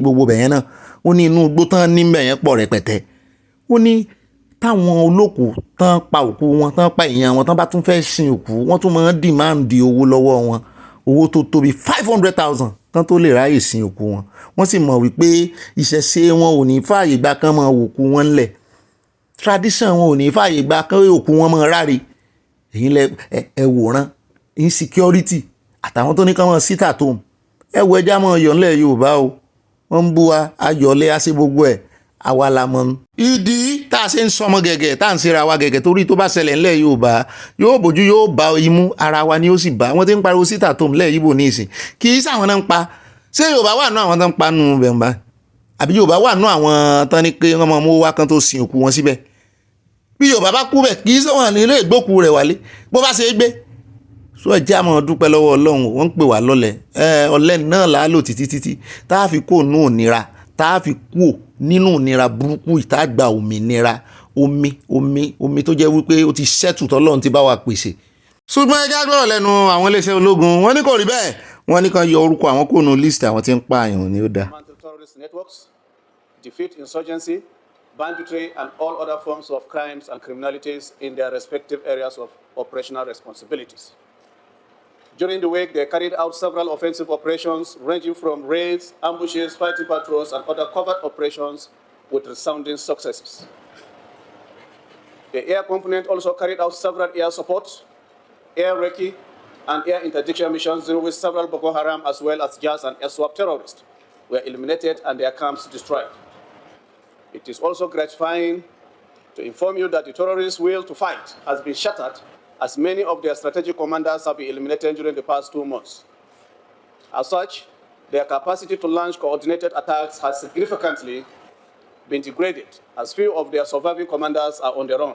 ó náà lẹ ti gbọ́ yẹn o gbogbo àná ni ó sì sojú wa páàtì ẹ̀sìn bẹ́ẹ̀ à ń rí lórí agbègbè bẹ́ẹ̀ náà ni à ń fetí wa gbọ́ pé wọ́n pa àwọn èèyàn gan-an àwọn èèyàn kú sí àwọn ikú tó gbọ̀fẹ́ lábẹ́ ìṣèjọba Nàìjíríà kò sì ṣe bẹ̀rẹ̀ ṣùgbọ́n ẹni tó pa wọ́n ta ló para wọn nínú méjèèjì làwọn ò mọ̀ làwọn ò lè sọ sí Amnesty náà ló sojú àwọn ó sì yé àwọn dáadáa àwọn lè sọ̀rọ̀ kò sẹ́ni tí ó mọ̀ àwọn oníkálọ́ ọmọ Nàìjíríà kan ló sọ̀rọ̀ báyìí wọ́n ti rè gbé. ó lè jẹ́ àpò mbẹ́ ẹ jẹ́ lọ sínú ìròyìn ti Canada tí wọ́n pe ẹgbẹ́ APC ẹgbẹ́ òṣèlú méjì tó ṣe kókó náà ni aṣáàdùpẹ́ pé LP ò sí mbẹ́ àwa mọ̀ n tí ìjọba fẹ́ gbé ní ìgbésẹ̀ ṣùgbọ́n wọ́n ti dáhùn wọ́n ní ìjọba Nàìjíríà wọ́n ti tẹnu àbùkù lu ìdájọ́ kan tí ilé ẹjọ́ Canada ní Federal Court tó pe Nigeria political party méjì ní terrorist organization. Wọ́n ní kò sórúkọ méjì táwọn máa pe ìdájọ́ ìju a reckless decision, unfounded, pé kò nídìí, kò lórí, kò nírú, and an unacceptable interference in the country's internal affairs, pé ẹ fẹ́ dàgbòrú ní Nàìjíríà. Wọ́n ní this came as the African Democratic Congress and Coalition of United Political Parties argued that the Canadian court ruling is being driven by report cases of electoral malpractices and violence in the country. Àwọn ADC àtàwọn coalition wọ́n ní ọ̀rọ̀ ní Canada sọ, ẹ sì mọ̀ wípé wọ́n máa politicize gbogbo nǹkan Nàìjíríà ni. Wọ́n lọ́rọ̀ ní Canada sọ ń lò jẹ́ pé gbogbo àwọn ọmọ yín ti ń lọ ọbẹ̀, ẹjọ́ yín náà lọ́ọ́ fi sùn, pé ṣé Canada ló mọ̀ sọ̀rọ̀ ni, ẹ bá àwọn ọmọ yín náà rè fẹjọ́ yín sùn, àbí n tó sì ṣẹlẹ̀ náà ni. Àwọn èèyàn máa ń mú story ilẹ̀ tó bá ti di ọ̀rọ̀ asylum, oríṣiríṣi story. Ebi kan ní ìkànnà àwọn ọ̀gá ọlọ́pàá, PRO ọlọ́pàá tó sọ lọ́jọ́ sí lórí Twitter wípé arákùnrin kan ó ránṣẹ́ pé òun wípé kò ń jọ kàn bóun fi sínú Daily Times, kò sí Daily Times mọ́, ìwọ̀n bá ṣe wọ́n pé gbogbo pépà ń gbà náà nù, pé kàn bóun fi sínú pépà ìwé ìròyìn wípé òun sẹ̀ kàn publish ẹ̀ síta, kàn gbójú òun sí wípé àwọn ń wá òun, kàn wá kọ story, ó kọ story tán bá ń kọ síbẹ̀ náà bá ní ó sẹ́ bó ló ṣe mọ́ sí ọ̀pá parada, ó fẹ́ parada di criminal. You are not a criminal. Kí ló fẹ́ lò fún, kí ló ṣẹlẹ̀? Ó fẹ́ parọ́ mọ́ra rẹ̀ pé n fẹ́ seek for asylum ni. Ló ṣe wá fẹ́ di criminal. Àwọn ń wọ́ ó ní irọ́, kìí ṣe bí criminal, pé story tó ń tẹ́ máa kọ síbẹ̀ bí ìgbà tó jẹ́ wípé òun jẹ́ ajàfẹ́tọ̀ọ́ ọmọnìyàn, nítorí pé òun jẹ́ àfẹ́tọ̀ọ́ ọmọnìyàn. Ẹ wo irú ẹ̀ ń ṣàṣeyẹ ní ìsìn pé torí ẹ̀ náà ṣe ẹ wo irú DJ Switch tàn wá kiri, irú story yẹn ló fẹ́ kàn carve around the picture. Làwọn yẹn bá ní rárá, ní tó bá ṣẹlẹ̀ làwọn ó sọ, ní tí ò bá ṣẹlẹ̀ àwọn ò ní sọ, wọn dárúkọ rẹ̀ lọ́jọ́ yẹn o. Ṣùgbọ́n oríṣiríṣi story náà ọmọ Nàìjíríà máa ń múlẹ̀, ara story tàn múlẹ̀ ló kó bá Nàìjíríà. Ìyá wa kan náà ṣàlàyé fún wa, torí ó gbọ́dọ̀ sọ níwájú wọn wípé ogun ló ń lé ọbọ̀, ogun lè ń dé, second name wọn nìyẹn. Oríṣiríṣi basis náà fi wọ́n béèrè fún asylum o. Èyí tó tiẹ̀ pọ̀jù lẹ́nu ọjọ́ mẹ́ta yìí ní Europe bí òun ni àwọn ọkùnrin sọ́kùnrin wọ́n máa parọ́ pé Gabriel làwọn, òfin Nàìjíríà ò sì fààyè gbà wọn. So wá fẹ́ Gabriel forever ni, ọjọ́ tó bá ti lóò Gabriel mọ́ ọjọ́ ẹ̀ náà máa gbàwé lọ́wọ́ ẹ̀, torí reason tán fi fún ẹ níwèé ni. Gabriel mọ́ ó ti lè fẹ́yàwó, ó fẹ́ fẹ́yàwó ní ìsìn, Nàìjíríà ò lè lé ọmọ nù padà sí orílẹ̀-èdè rẹ̀. Ṣùgbọ́n àwọn tí ò bá ti mú yẹn lẹ̀, story tó pọ̀ jù táwọn èèyàn máa ń múlẹ̀ ni wípé ìyà ń já wọn, bóyá Boko Haram ń lé àwọn, àbí ìjọba àbọ̀ ọlọ́pàá tí ẹ̀wọ̀n parọ́ mọ́ ọlọ́pàá gan, ọlọ́pàá náà sì rí wọ́n parọ́ mọ́ ọlọ́pàá gan táwọn amúsórí ilẹ̀ gidi. Ṣùgbọ́n ìjọba Nàìjíríà ti sọ pé rárá, àwọn ò ní gba ilé yìí. Wọ́n ní the Canadian Federal Court on June 17, 2025 delivered a ruling on an immigration case involving Douglas Egavreba, a former member of both the People's Democratic Party and All Progressive Party. Ṣé ẹ rí bí tí defection ti kó bá? Ó defect ni, defection ló kó bá o. Now ṣé ìjọba Canada ló yẹ káwọn ará bí ìkọjú sí, àbí ọmọ wọn tó rè mú story ilẹ̀ tó ní ẹgbẹ́ kan fẹ́ pa òun? Àwọn èèyàn sì máa ń rò pé terrorism, pé bóyá Osama bin Laden àbáwọn tó bá ti ń ju àdó olóró nìkan. Irọ́, torí ẹ̀ lórí ọ̀rọ̀ ti bọ̀dá wà sí àǹbọ̀ ńbẹ̀ láwọn èèyàn ṣe ń pariwo ó ní ìdí kó mú bọ̀dá ní kan tó fi ẹ̀sùn terrorism kan. Ó lè dúró wájú plane, kí ló fẹ́ dá plane dúró fún? Kò sí sanity nínú any reason téèyàn bá give pé ló ń ṣe dá plane dúró, kò sí sanity ńbẹ̀. So kì í ṣe terrorism ń dà mí, kì í sọ̀rọ̀ ọ̀gbọ́n nìkan o. Nítorí àwọn Nàìjíríà wọn sábà ronú lọ ọbẹ̀ nu tó máa ti gbọ́ pé wọ́n ní terrorism lèèyàn kan, kì í sọ̀rọ̀ pé ìbọn àbò fẹ́ gba orílẹ̀-èdè, ó fẹ́ já orílẹ̀-èdè gbà nìkan o. Ní tó bá ti ní ṣe pẹ̀lú national security ìlú, national security. Wọ́n bá tíròyìn bá gbé pé èèyàn kan já plane gbà, kán tó gbọ́ ìdí tó fi ṣe yóò ti tàn ní tí ó sì wà sẹ́mi àwọn èèyàn ní terrorism. So lọ́rọ̀ kan àyàbá nìyẹn, wọ́n wá sọ wọ́n ní Egbevere, who arrived in Canada in 2017 seeking refugee status, had applied for a judicial review of an earlier decision by Canada's Immigration Appeal Division. However, in its strongly worded reaction, the Federal Ministry of Foreign Affairs described the Canadian court ruling as not only baseless, but reckless, but also an unacceptable interference in Nigerian internal affairs and democratic process. Interfere nínú process yìí. Ẹ̀yin lẹ lọ èrè àwọn ọmọ yín lórí interfere lọ́dọ̀ wọn. Ọmọ yín ni òjókòó jẹ́ ẹ̀hán náà rè interfere ẹ̀yin ní kẹ́ ẹ tún lè ṣe. Àwọn yín sá lọ ọpẹ́lọpẹ́ wọn lára àwọn ọmọ yín. Ẹ̀yin náà sì máa jẹmù láàrẹ̀. Ewọ́n lẹ̀ ń dóde tax reform. Àbẹ́ ẹ̀mọ́ etí àwọn ọmọ Nàìjíríà ní Canada tán fi ránṣẹ́. Ó dáa o, ẹ jẹ́ rọra fẹ̀rọ̀ wẹ̀lẹ̀ kébòsì. In a statement signed by the spokesperson for the ministry, Kimiebi Mbiafa, the government noted that the judgment failed to distinguish between individuals who might have committed offences and the broader membership of legitimate political entities. The court made a sweeping accusation against the entire membership of a political party that has produced 3 democratically elected presidents instead of focusing on individuals found wanting. Túmọ̀ náà ni wípé gbogbo àwọn tó ti jẹ lábẹ́ àsíá àbí ẹgbẹ́ òṣèlú PDP àti APC sẹ́yìn, èmi lọ́básanjọ́ ni o, èmi ni Buhari ni o, ó ti dolóògbé ń tiẹ̀, bóyá máa nìkan wò òkú ẹ̀ kan lẹ̀ emblem agbésùnmọ̀mí mọ́ lára. Àtẹni tó wà ń bẹ̀ ní ìsìn. The larger ramification of the decision is that every member of the mentioned political parties is a potential terrorist, and that is completely false and unacceptable, the statement noted. FG emphasized that its political system was governed by a robust legal wípé àwọn ò ní gbà kẹ́ẹ̀bọ̀n jẹ́ ó tó bẹ́ẹ̀ ojú bẹ́ẹ̀ lọ nítorí orílẹ̀-èdè kan ò lẹ́tọ̀ọ́ láti máa fọwọ́ halẹ̀ fún orílẹ̀-èdè mi, ṣùgbọ́n ẹ̀yin lẹ kọjá ààyè yìí. Kí lẹ rí sọ̀rọ̀ ìná? Ilé kọjá ààyè yín. Ẹ̀yin ò ṣe ẹkàn halẹ̀ lásán ẹ̀ sì gbé wọn lọ ilé ẹjọ́. Ìwẹ̀ jẹ́ kó ń bẹ́ẹ̀ ẹ jẹ́ á lọ sí Rivers, Wahala Rivers. Ẹjọ́ à ń bọ̀ lórí ti GMO, ó ṣe kókó ẹ dúró dè mí o. Àmọ́ ìlọ à ń bọ̀ lórí ti GMO, ó ṣe kókó gan-an ni. Gbogbo ìrere tó ń pín kiri lọ mọ́sálásí lọ gbogbo ẹ jẹ́ á dé Rivers náà. Wọ́n ní wàhálà ó ti dé bá Wike ní Rivers. Àwọn APC bínú tán pé àwọn ò ní gbà kó fi ọgbọ́n àrékérekè gba gbogbo local government lọ́wọ́ àwọn nínú ìdìbò ìjọba ìbílẹ̀ tó ń bọ̀ lọ́ndì 30 nínú oṣù yìí. Ọlọ́run kúkú ṣeun, Supreme Court ti dájọ́ lòdì sí Fubara nígbà náà pé àwọn ọmọ ilé ìgbìmọ̀ asòfin ìpínlẹ̀ Rivers tó ti defect inú kámẹ́rà pé wọ́n ti defect lórí ìwé, wọ́n ti lọ sínú ẹgbẹ́ APC, wọ́n sì wà ní PDP, pé ilé làbọ̀ sí mi oko, ilé làwọn méjì jọ wà. Ká ní wọ́n gbà pé àwọn ti defect ni wọn ò bá ti lose agbára wọn. Ṣùgbọ́n ibi tí Fubara sún wọn dé, nítorí Wike ló kọ́kọ́ sún Fubara débẹ̀, ṣùgbọ́n ibi tí Fubara sún wọn dé òun náà wáyé wọ́n ti padà sínú ẹgbẹ́ PDP. Ẹni tó bá ní èrò wípé òun nìkan lọ́lọ́run gbé agbára fún lọ́wọ́ ló dá agbára àti ipá fún, ó máa fi ṣe ara rẹ̀ ní Ọlọ́run mọ̀. Ẹ̀pà Wike ń para rẹ̀ ó rò bóun pajá.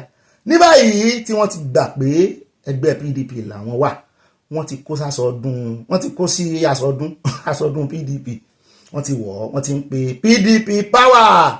Wike náà sì wà ní ẹgbẹ́ PDP o, kò torí ẹ̀ bóun fẹ́ ṣiṣẹ́ fún ààrẹ Tinubu kó defect o.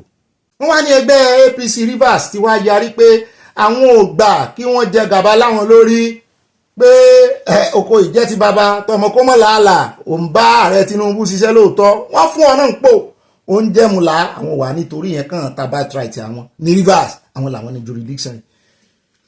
Mo ló ga ó tiẹ̀ dá bẹ́ẹ̀. Bí wọ́n bá sì lè win ní gbogbo local government nísìn tí Fubara wá padà, tí gbogbo APC win tí Fubara padà, ó ṣeé ṣe kó jẹ́ pé Fubara ni ó padà dá lágbára táàrẹ Tinubu ó fẹ́ bá ṣiṣẹ́. Ẹ rí pé Wike ti ṣe ara rẹ̀, ó ti yan ara rẹ̀ ń bọ́ lẹ́sẹ̀. Ẹgbẹ́ APC ò fẹ́ gbà, àwọn náà ti ní faction bẹ́ẹ̀. Ààrẹ Tinubu mo sì jẹ́rìí wọn. Ṣé wọ́n wà ní kí ẹgbẹ́ APC kí wọ́n concede fún Wike ni? Kí PDP lè gba gbogbo local government so that tó bá di tí ajá ń sábà ẹkùn sábà ajá. Wike náà sì ń bẹ̀rù pé tí gbogbo APC gbogbo iṣẹ́ tó ń ṣe ní ìsìn tí gbogbo APC bá lè gbà òun ò ní lẹ́nu ọ̀rọ̀ mọ́, torí ẹ̀ náà ṣe fẹ́ defect lọ́jọ́ sí. So gbogbo inú wọn ti ń dùn pé Supreme Court dájọ́ fún Fubara, miscalculation wọn ni. Ẹ bá ń tẹ̀sí ilé abẹ́rẹ́ já o.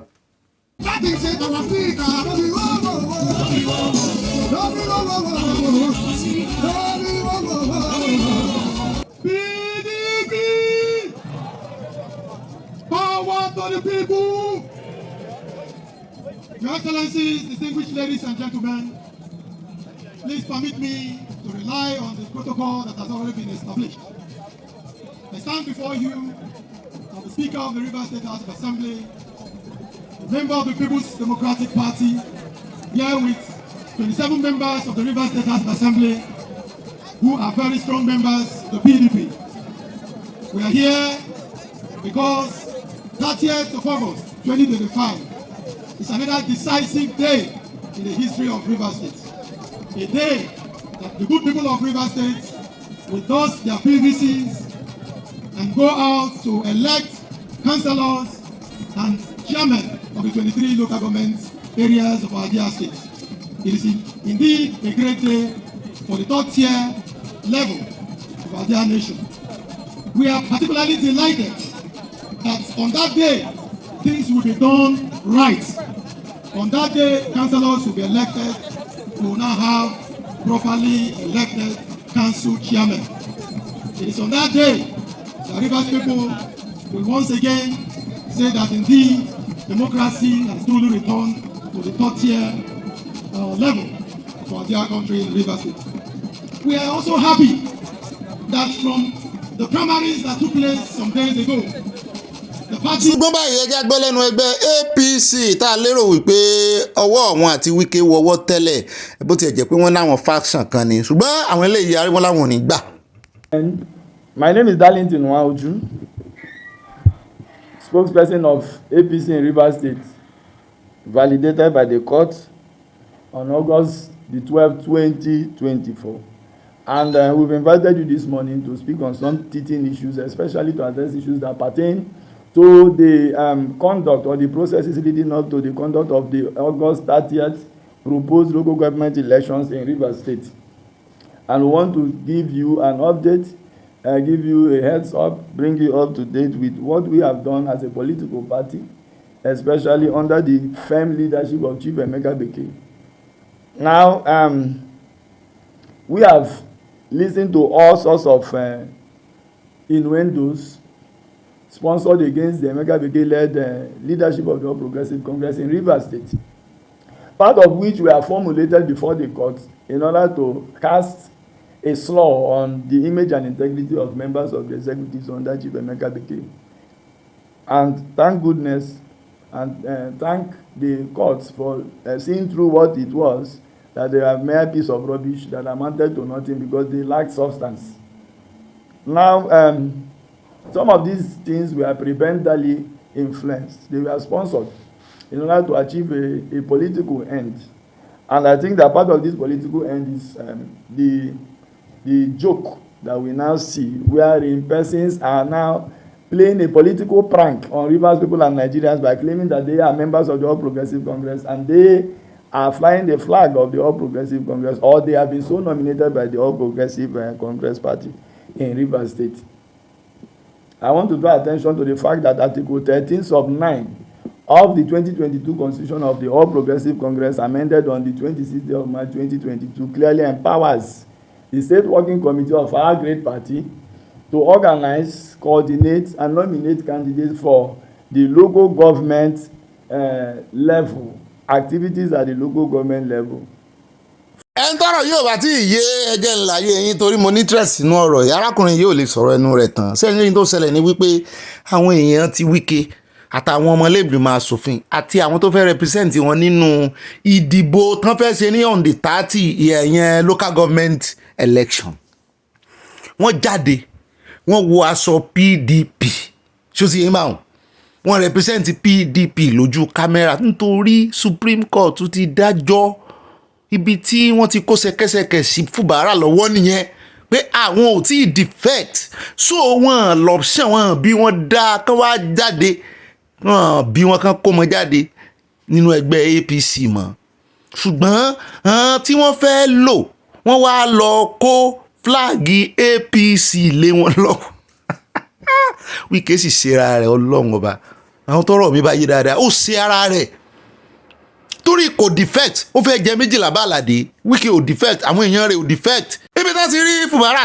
ìmọ̀ kọ́nà nìyẹn ṣùgbọ́n àṣìbá lọ bá lọ àbọ̀ ń bọ̀ àbọ̀ tí wàá bọ̀ Fubara ò sọ nǹkan kan wọ́n wà lẹ́ni tí ń jáde wípé àwọn ní nǹkan kan bá APC ṣe mọ́ nítorí Rivers State Supreme Court máa mú wọn ní ìtagbà wọ́n lè mọ ṣe ń bò ń kẹ́lẹ́ o ṣùgbọ́n ní ìsìn tó jẹ́ pé kì í ṣe inú ilé náà ti fẹ́ dìbò kì í sì ṣe oro sí woro wọ́n fẹ́ dìbò ń ta gbangba ni oníkálukú ni ó sì rẹpísẹ́ǹtì ní òjò orúkọ fádà rẹ̀ APC àwọn èèyàn yín dà PDP àwọn èèyàn yín dà sì fẹ́ dìfẹ́ẹ̀tì sínú APC àwọn APC náà wá dúró dè yín wípé ẹrù pẹ́ gbọ́n sẹ́ẹ̀rì tí Wike bá fi lè lose gbogbo local government ń bẹ̀rù gbogbo géèmù ti play ó kàn dàbí ìgbà tí ẹ̀ lùlù tó pé òjò tó pè sórí ara rẹ̀. ṣé wàá rí àfòpin náà rẹ̀ tó lóun fẹ́ pa fìtílà yóò jóná rárá tó rárá rẹ̀ ní ọ̀pá. confusion yìí lèmi rò kó bá wọn tán tí ì fi ọ̀nà ń tánjọ tọwọ́ bọ̀ pẹ̀lú Fubara tó ó yẹ kán ti dá Fubara padà. wọ́n rò pé yóò easy ni it's not a easy thing it's not easy something jàre. ó dá ẹja tún fẹlẹ́ mọ́ ẹja fẹlẹ́ kún lórí ọ̀rọ̀ ti Jonathan tán retí pé yóò padà sínú ẹgbẹ́ PDP kan náà àwọn chieftain wọn ti wá sọ wípé owó lẹ́bẹ̀ sọ́run tẹ̀ ń bẹ Jonathan pé kó wá sàárẹ̀ ṣé Jonathan ò sí lára àwọn tó bà Nàìjíríà jẹ́ ni ṣùgbọ́n àwọn ẹgbẹ́ kan wọ́n kọjálẹ̀ wọ́n ní àfi kí Jonah padà wá sórí àlééfà ìjọba ò pé àwọn míì sí ẹ̀ àyà bá ń kọrin Jonah olóorun Osun ẹja gbẹjẹmọ ní àyà tán bá mú ọ wọ́n ní wọ́n sì sọ bẹ́ẹ̀ náà lóòótọ́ pé ọtí mímu ìpọ̀jù fún bọ́ọ̀dà Jonah àlẹ́jẹ́ ni Jonathan tutù jù fún ààrẹ jàre àti pé ibi tí Nàìjíríà bàjẹ́ dé yìí kò lè rìvásì ẹ̀mọ̀ kò sí mírèkù kankan tí Jonah lè ṣe tàbí anybody gan kó yẹ̀ lẹ́yìn Jonah. ẹ já wa lọ sọ́dọ̀ arákùnrin níbi tó ti ń sọ wípé láíláí mẹ́tàlá Jonathan ẹ̀mí rẹ̀ gbé ẹ bá ń tẹ̀ sí ilé agbára ó sàwọn nǹkan lẹ́yìn náà gbogbo ẹ̀ ní ẹ bá ń tẹ̀ sí bá a bá dé káwa máa lọ sínú ìròyìn ti GMO. Friends, the person who is president of Nigeria today is a very strategically thinking person. Anybody who takes him for granted is a political. I'm one person who doesn't take Tinubu for granted. And you need an astute, God-fearing, hard-working politician to really start thinking of how he will face him. And therefore, to that direction, P2B becomes relevant because a lot of people in this country accept him for one reason or the other. They accept him as immaculate, he's honest, he's hardworking. He's one politician that has never had a serious accusing finger towards him. Are you reaching out to P2B? Well, because the word on the streets is that when Jonathan was, I have no proof of this, but that when former President Goodluck Jonathan was approached, that he said, go and bring back Atiku and P2B to the PDP if you want me to join you. So two things. Are you reaching out to P2B? Are you reaching out to Atiku Abubakar? And are there calls for former President Goodluck Jonathan to be the flag bearer for your party? Well, I can't talk of Atiku Abubakar because he's left PDP now. He's resigned. Okay. So he's become irrelevant as long as PDP is concerned. P2B were trying to see whether we can get him back into the party. And if we get him back, it will be a big advantage. Where people have a saying that where you see a small child crying and pointing hands, if his mother is not there, his father is there. So if majority of people in this country are looking towards P2B, there must be some policies he has that majority of citizens believe, if translated for good use, this country will be a lot better than it is today. What about Goodluck Jonathan? Well, he has done 6 years, and I wish him the best of luck. If he wants to get back to the party, it will be an easy sell for Tinubu, because he has nothing else to offer. You think so? Yes, he has nothing else to offer. Well, see, when you run a government for 6 years, what was spectacular in his 6 years? He's a PDP. I met him more than 5 times when he was president. I don't want to discuss that, but there has to be something extraordinary you offer as a leader. Because leadership is about results, not speech making, creating enmity. You have to have a reference point. Because if you look at P2B, go to Anambra, 8 years of governorship, he translated education and health. These are achievements you cannot see overnight. But when you look at the antecedent results from WAEC or NEC and see where Anambra is, then you will know what it wasn't achieved overnight. We had a beautiful meeting yesterday. We had to do a lot of autopsy, all forms of autopsy. When you had the control of about 26 states and suddenly you fall down to about 10, that's a lot of infirmity diary to look into. ó ra ẹ̀wọ̀n bínú àfẹ́ pẹ́ lọ́dọ̀ wọn gbogbo tó ń sọ náà ni wípé wọ́n ti gbà pa àwọn ti fẹ́ dòkú tán pé àwọn ń ṣe autopsy lọ́wọ́ pé àwọn sì ti fẹ́ kógojá lórí test àbájáde rẹ̀ àwọn ò jẹ́ kẹ́ ẹjọ́ ẹnu wọn náà láti gbọ́ àti ọmọbìnrin tí ń fi ọ̀rọ̀ wá wọn lẹ́nu wò wípé ńgbà tí wọ́n ní reach out sí Jonathan Ebele wípé fún yín condition wípé ẹ rí mú Àtíkù padà kẹ́ẹ̀sì mú Peter Obi padà tán bá mọ̀ mẹ́tẹ̀ẹ̀ta padà ṣé Ebele Jonathan náà ni yóò ṣe flag bearer yín bàbá yẹn ní rárá àwọn believe nínú Ebele Jonathan táwọn o wípé kí ló ṣe bí alára kò pín dán kankan ńgbà tó wà ń bẹ́ẹ̀ pé ó kàn ń ka speech ni ó ga ṣùgbọ́n wọ́n gbé sí Peter Obi lẹ́yìn. káwa mọ̀ dúró ká mọ̀ wò ó ta ni ó já mọ́ lọ́wọ́ bóyá tán bá ṣe autopsy wọn tán ká mọ̀ wò. ó náà lẹ ti gbọ́ yẹn o, wàhálà àgò ni ó pa láìsí wọ́tà. Èmi ni mo promise yín pé à ń lọ sínú ìròyìn ti GMO, ṣùgbọ́n irọ́, ẹ jẹ́ àkọ́kọ́ dé ìròyìn GMO láàfin káde ìròyìn lẹ̀, àbí ó rẹ̀ já lọ ọbẹ̀, ẹ já lọ ọbẹ̀, ẹ má bínú, ẹ má jẹ́ n confuse yín, ẹ já lọ ọbẹ̀ torí ọ̀rọ̀ lọ́ọ̀yà tó gbé ẹjọ́ lòdì síjọba lórí ọ̀rọ̀ ọmọ comfort 500 billion naira ó lágbára. Ẹ já dé orí ọ̀rọ̀ GMO, ṣé ká kọ́kọ́ tẹ́tí bàbá wa tí wọ́n pín síìdì, wọ́n ti pín síìdì GMO àgbàdo, wọ́n ti pín déye wa ní Ogun State. Ẹ já kọ́kọ́ gbọ́rọ̀ lẹ́nu wọn náà, àjọ tẹ́tí gbọ́ náà ni díẹ̀ lágbọ̀n ń bẹ tó rógùn. Bàbá ti wá gbọ́ tán káṣẹ̀ wá lọ sí ọ̀dọ̀ àwọn tán náà ń píríìchì kiri, wọ́n ń píríìchì sọnù, wọ́n ń ṣe wàásù, wọ́n ń ṣe wáàsí kiri gbogbo mọ́sálásí, wọ́n ní káwọn àfà mọ́ bá wọn confuse àwọn.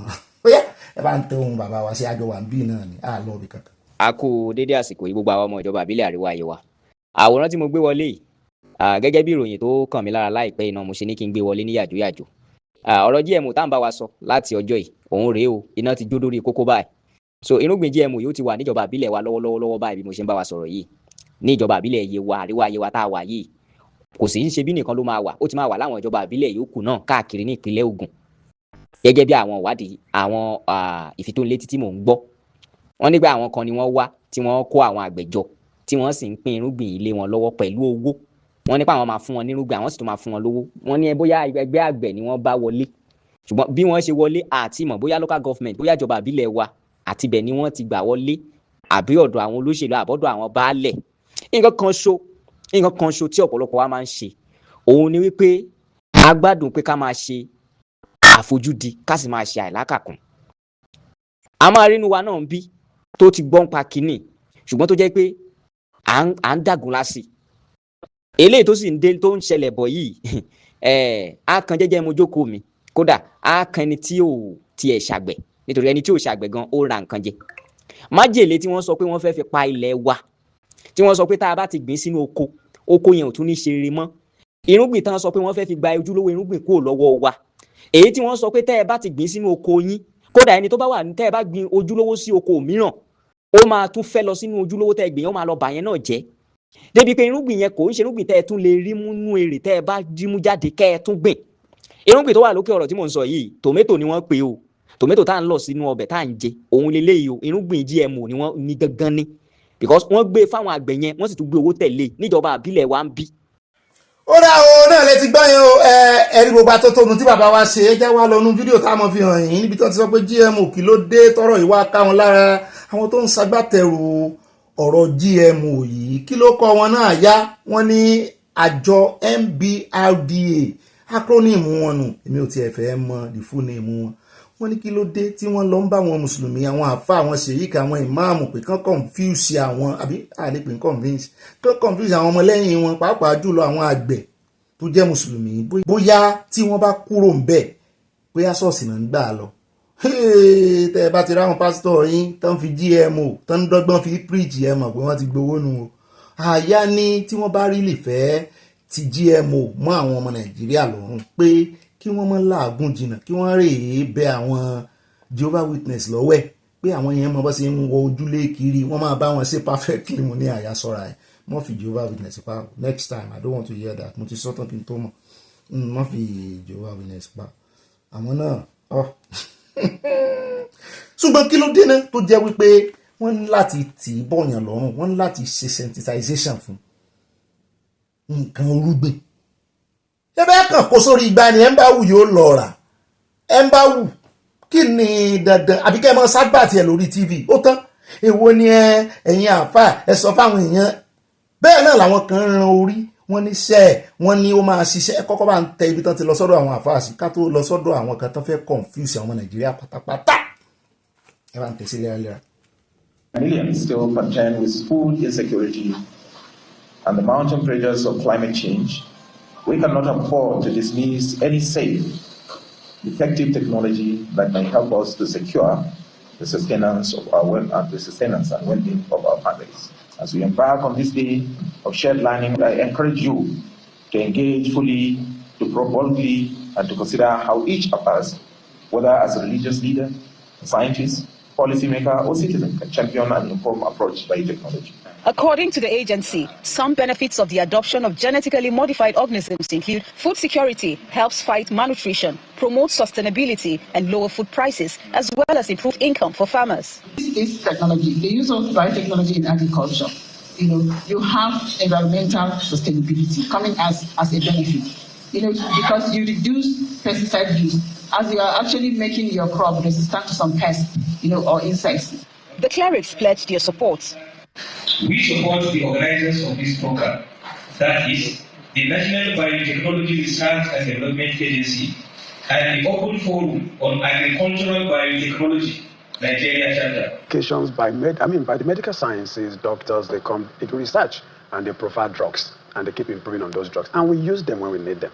So if we trust them to use their drugs, why are we scared about this other one? That would be my starting point. And like you said about the social media person, I remember the day I came to talk about the telomeres here too. I received my own bashing too. But what I would say is, I think where the issue really lies, GMO is not new. Biotechnology is not new. We started biotechnology around 1970. GMOs came into picture around 1990, 1991. But from time to time, there's this issue, it comes up. And people always talk about it in one direction, both the medical and the economy of it. I think the real issue here should be those who are saddled with the responsibility of our health coming to speak and to reassure us about the concern. And what are those concerns? They are really about the health of people. We have the Nigeria Biosafety Management Agency, for example, who vet anything before they go to the market. They vet the health impact of it. They vet the environmental impact of this thing. So I think they need to come out more now. The DG of those agencies, biosafety, biotechnology, need to come out more. I did a bit of my own research in the last few months, and I realized even the telomeres was not brought to us. We participated in that process for almost over close to 5-6 years with the. So it was not just a Nigerian thing only. So it was a collaborative work. So actually, always if we are traveling, we start with a step. However, bringing GMO at this time when we don't even enlighten the farmers, because GMO, if I'm going to plant GMO, I need to know what is that GMO, a common farmer. We have to enlighten them. They have to be selective. They select either the GMO or this. They should have the right to do that. You understand? And also GMO, what people are fearing is that that seed, you cannot plant it again. And so we have to depend on those countries bringing, or those investors bringing the GMO, and they will control, if they control the seed sector, then they control the entire agri sector. Because if they increase the prices that we cannot even afford, we have to get money or borrow money to go and afford that, or else we go out of business. There is something that other people are saying, if you plant GMO, that you cannot plant any other one apart from GMO. No, it's not true. You can plant your own. But if you are getting today 100,000 as your salary, and you are okay with it, you are contented. The moment I start giving you 10 million naira salary, if I draw you back to that 100,000, you will not be comfortable. You will not be contented. You will be scattered. You understand? So that is it. The GMO will give you more output. You understand? And then you forgot yours. The day you cannot buy that GMO, then you are going back there. Then you are seeing that as if you are producing nothing. And that is it. So I think it's a good thing that if you bring the GMO, tell the farmers how the GMO is. Tell the farmers whether, give them the right to either select the GMO or not. And even the consumer, you have to tell him that this is the GMO, this is not the GMO. Let's see how we select. I'm throwing this because we need to allow our people. I don't want to be at the side of the people or the side of the government on this GMO issue. So you're saying Nigerians need to decide? Decide, exactly. Ó dá o, kí la wá sí? Tá a tún fi ráwọn èèyàn tí wọ́n ń pariwo GMO báyìí, ibi táwọn èèyàn ti ń tú àṣírí. Wò ó, wọ́n ní bọ́kùnrin bá ń jẹ, wọ́n ní ilé àtọ̀ ó lè mọ́ dọ̀mọ̀. Wọ́n ní báwọn obìnrin bá ń jẹ, ìmọ̀ ba oyún jẹ́. Èmi kọ́ mo sọ bẹ́ẹ̀, mi ò sì wádìí kankan. Àwọn tó sọ bẹ́ẹ̀, àwọn tó jẹ́ bàbá wo la gbé wá lọ́jọ́ sí, tán jẹ́ food safety, àjọ tó ń rí sí food safety Nàìjíríà, àwọn náà sọ bẹ́ẹ̀ lọ́jọ́ yẹn. So authority ló sọ bẹ́ẹ̀ o, kì í ṣe mi o. Ẹlòmíì ó màrí, ẹni tí ò tí ì jẹ GMO gan, ń márì fọdún méje ọdún mẹ́jọ, kò tí ì gbọ́pá, kò tí ì gbọ́po, wọ́n náà fẹ́ fi dín yín kù. kó ṣe lọ́mọ tẹ̀sí gbogbo kìíní l'Amẹ́ríkà.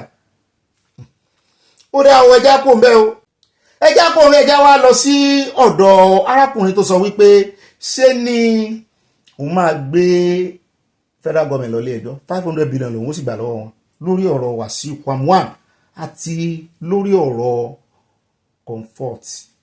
Mo ní kí ló dé já mi lórí ọ̀rọ̀ yìí, wọ́n ní rárá, wọ́n lẹ́sìn ni fún Nàìjíríà. Wọ́n ní ẹbí Canada ló sẹ́ẹ̀ fi wọ́n ṣẹ̀sìn tán yìí, àwọn náà tún fira wọ́n ṣẹ̀sìn. Tó bá wá dọ̀la wọ́n ti gbàgbẹ́ wọn náà yàgbẹ́ ní ìsinyìí o, ìgbẹ́ burúkú ìgbẹ́ ọ̀rìn wọn náà yà o. Tó bá wá dọ̀la tí nǹkan kan tó ṣẹlẹ̀, bóyá Canada ló sọ̀rọ̀ sí wọn àbí UK àbí Europe, wọ́n á wá wọn ní kò yẹ kán dá sọ̀rọ̀ àwọn nígbà tẹ̀lé standard. Arákùnrin kan tiẹ̀ sọ ká tó lọ sọ́dọ̀ lọ́ọ̀yà, arákùnrin kan sọ ó ní ó dúró gan báàrẹ Tinubu ṣe wu ọ̀rọ̀ ìran pé wọ́n tiẹ̀ sọ ẹyọ kan national security, wọ́n sọ ẹyọ kan báyìí torí pé ó jọ ọmọ wọn, pé it's uncalled for, pé ó wà irresponsible of ààrẹ orílẹ̀-èdè kírun nǹkan bẹ́ẹ̀ yẹn ṣẹlẹ̀ ní airport tiẹ̀. Mo ní gbogbo ọ̀rọ̀ kan ni ààrẹ máa dá sí for real, gbogbo ọ̀rọ̀ kan àwọn tó lè dá sí wọ́n dá sí, ṣùgbọ́n wọ́n wá ní àwọn tó dá sí wọ́n represent ààrẹ dáadáa. Wọ́n ní pàápàá jùlọ Keyamo tó tún ṣe amúnibúni ẹran bí yẹ pé ń sọ fún ọmọ Nàìjíríà pé ẹ̀hàn lè fi ṣe ambassador, ẹni tó ṣẹ̀ṣẹ̀ ṣẹ̀tẹ́ ẹ̀ tí ì báwí ẹ ti sáré jù sáǹbà ẹ bá tiẹ̀ lẹ́gbẹ̀ẹ́ èwo ni kẹ́ ẹ wá sáré wọn ní táìmù yẹn ó mẹ́ẹ̀ gan. Ó náà lọ sí kọ̀ọ̀kan jáde tó ń lérí 6 months gba kìíní ẹ̀ 6 months wọn ló kọ́rọ̀ ara rẹ̀ jẹ́. Wọ́n ní kò sẹ́ni tí ó believe ọ̀rọ̀ rẹ̀ mọ́. Ẹ jẹ́ agbọ́rọ̀ lẹ́nu wọn ká tó lọ sọ́dọ̀ lọ́ọ̀yà. Have we had enough time regarding King Wasiu Ayinde? You know, is 1 week, because it doesn't matter whether you have reduced it to 1 month. You have already told the nation that King Wasiu Ayinde can go free from now. Yes. With what you have said. Yes. Yes, he has shown remorse, and I think that's a good thing. Yes. That he came out and apologized. Yes. That's a good thing. But is the time enough that now we are already talking about, you know, how to make him ambassador of the aviation industry? You know, can we wait for like 1 year or something? Martin? I think let us start this way. I think the guy is now qualified to, we know you have read that we don't even have ambassadors anywhere.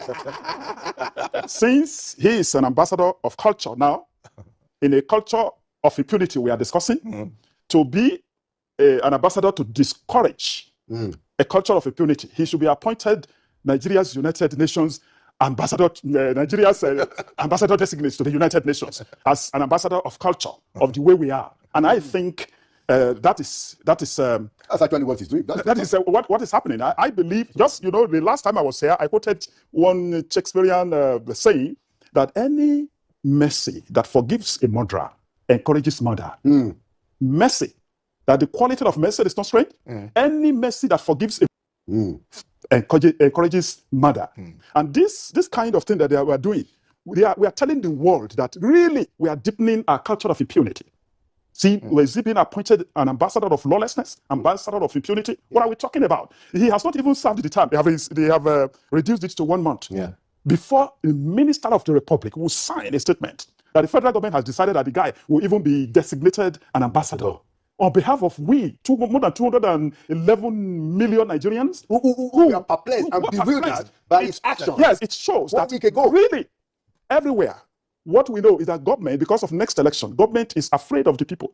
But they are now making us to be afraid of government. We, the people, are being afraid of what government can do. What is the next judgment call that will be against us? You know, from the Heritage Foundation and Wall Street Journal perception on whether economic freedom or perception on ease of doing business. One of the factors they look at is the legal framework for the country.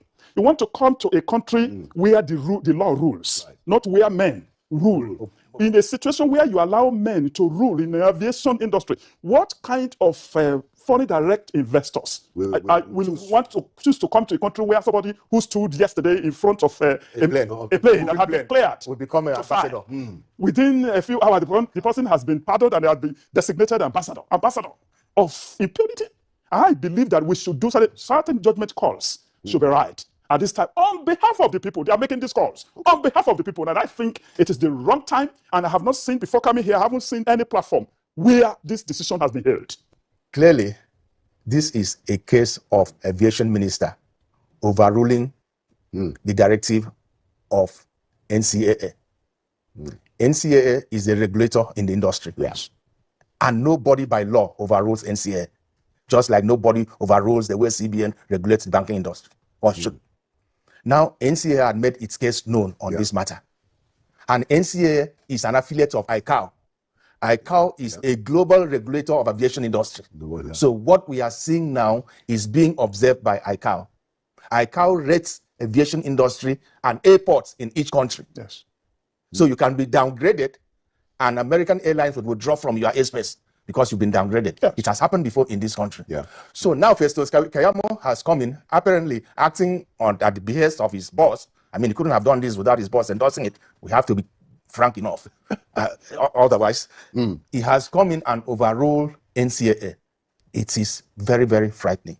It's very disturbing. So also, there's no way you take this type of decision and issue a statement on behalf of the federal government without the president being aware of it. I mean, it's not a conjecture. You can, unless you are running your own independent government within government.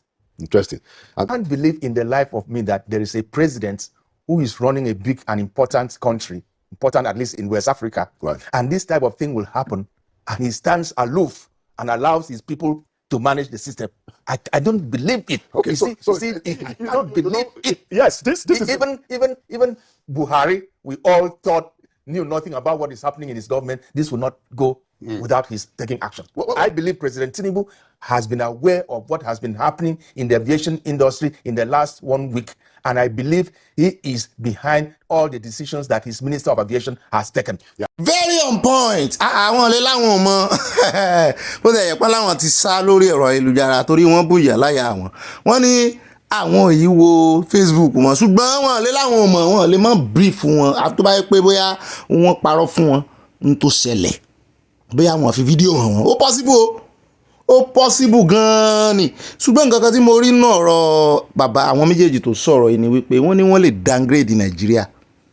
Mo ní ìyá méjì ìjókòó gbẹ wọ́n ní ìyá mẹ́wàá tí ń jókòó gbẹ ní ìsìn wọ́n náà lè downgrade Nàìjíríà pẹ̀lú ìṣẹ̀lẹ̀ tó ṣẹlẹ̀ ẹ jẹ́ á mọ̀ wò bóyá wọ́n tún pariwo síta ńgbà náà bóyá wọ́n downgrade àwọn o wọ́n mọ̀ ṣe fáwọn o.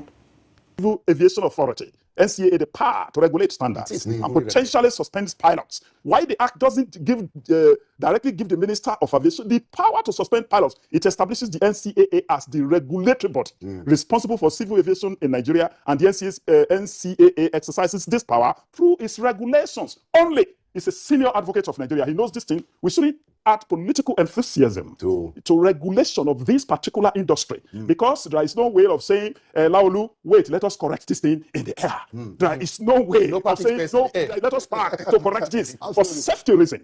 It's sensitive. Yeah, I agree with you guys on your analysis. The only insight that I offer is that at the beginning of it, what I have seen that happens in government is that there are people around the president who do a lot of, giving orders, insinuating things, especially if people don't see the president often. So somebody around the president will say, no, that's the president's friend. You better be careful. But you are right. The president must have come to the knowledge of what has happened. And if he doesn't feel that what the minister has done is right, then he needed to act. Failure to act, we are free to assume. That's right. Ó rẹ̀ káàbọ̀ padà ilé ìtààmú fi káde wo rẹ̀ ńlẹ̀ wọ́n ní tọ̀dọ̀ lọ́ọ̀yà wọ́n ní the suit Ayodele Ademiluyi versus President of the Federal Republic of Nigeria and ORS FHCL file case. Wọ́n ló ń béèrè fún 500 billion naira in damages against the respondent jointly and severely, including the Federal Minister of Aviation, Mr. Festus Keyamo San, the Nigeria's Civil Aviation Authority, San náà kúkú ní Festus, wọ́n jọ mọ́ bára wọn lé ẹjọ́, the Federal Airport Authority of Nigeria, Ibomie, King Wasiu Ayinde Marshal, àwọn tó gbé lọ ilé ẹjọ́ rẹ̀ o, Value Jet and the Nigerian Correctional Service, which allegedly broke up Mr. Ademiluyu's interview with Comfort Imasin. Àbí ẹ̀ ń tán jọ wọ plane ni lọ́ọ̀yà tá a gbé wá lọ́jọ́ sí. Speaking at a press conference in Lagos on Thursday, Ademiluyi, who is also the convener of the Movement for Justice and Secretary of the Radical Gender Movement, in the Nigerian Bar Association, said the suit aims to hold accountable those responsible for the incident and ensure justice is served. According to him, bí ó bá rí justice lórí tiwa sí yóò rí justice gbà fún ọmọ tán já sí òyìn ẹ máa wò. ó lè mọ wọ́n lè dojú ti Wàsíù, wọ́n lè da ẹjọ́ yẹn rú wọn lójú. According to him, the incident highlight the need for a complete overhaul of Nigerian's aviation system. Aviation system needs a complete overhauling, he said. We cannot allow impunity to reign. Bí ọ̀rọ̀ bọ̀dá mi Farotimi lánàá tán sọ wípé kò sí ti ń jẹ́ corruption Nigeria, wọ́n ní impunity ni. That's the reigning language, reigning word, reigning sentence, reigning statement. We cannot degenerate into a banana republic where someone can stop a plane with their bare hands and go scot-free. The suit list as respondent the president of Nigeria, Anthony General of the Federation, the Federal Minister of Aviation, and Wasiu Funare, and seek an order of mandamus to compel the authority to take each action against King Wasiu and others allegedly. Ademiluyi criticized the appointment of King Wasiu as a brand ambassador for the aviation industry, saying it sends the wrong signal. Benny, someone can stop a plane with their bare hands and be appointed a brand ambassador. What message does it send to others? Lord, fún àti ní kéèyàn kan dìde irú bàbá Fẹ́mi Fálànà mo ti rò kàn gbègbè ṣe kan ya NBA kan láwọn fẹ́ gba ẹjọ́ ọmọbìnrin yẹn rò ẹjọ́ ti délẹ̀ báyìí kí àjọ NBA náà dá sí. He stressed that the case is not just about King Wasiu but about the broader issue of impunity and lack of accountability in the aviation sector. The issues now go beyond the two national actors, or let's say the two national recipients in their entire episode. He said the collective interest of the polity is at stake. Ademiluyi further stated, our perspective is that there is a gross imbalance in the treatment of Comfort, Immersin, and King Wasiu, popularly called Kwamwan. There was no arrest of Mr. Kwamwan, yes. Once you arrest Immersin. There was no arraignment of Mr. Kwamwan, yes. There was no prosecution of Mr. Kwamwan. In fact, you are given a brand ambassadorship of the aviation. Sorry, it's a slap on Nigerians. Look in this on Nigerians' face. The faces of Nigerians is a big slap. Pé nǹkan lè ṣe tán bá tiẹ̀ fẹ́ ṣe kọ́íkọ́í tán bá fẹ́ tí àwọn èèyàn síwájú ni pé kán tiẹ̀ kọ́kọ́ mú Wàsíù pé ọlọ́pàá bó tiẹ̀ ṣe invitation pé wọ́n invite ẹ̀ ẹ sáré mú ọmọ ọlọ́mọ ẹ fi ọmọ yín sílẹ̀ ajá mọ ọmọ ọlọ́mọ ó mọ̀ kí mọ́lẹ̀ ajá mọ ọmọ odò ọ̀yà kí mọ́lẹ̀ ó mọ ọmọ tiẹ̀ fún lọ́mú. Only what I have done, which is to answer your question, is to join issue with both the state and non-state actors in this entire very horrible miasma and drama that we are passing through. Only drama. Only to quantify case yo 500 billion naira ní kéèsì tó ń fáìlì lòdì sí àwọn tó ń dárúkọ Wàsíù náà wà nù ìjọba Nàìjíríà wà ń bẹ ààrẹ Tinubu wà ń bẹ pé kò sì sí nǹkan kan tí ó dá lọ́wọ́ kọ́. Only in public interest. Ẹ̀yin ọmọ Nàìjíríà ló bá file case o ṣé tó bá gba 500 billion bó láṣẹ pín. Only number one, the president of the Federal Republic ó ti dárúkọ wọn.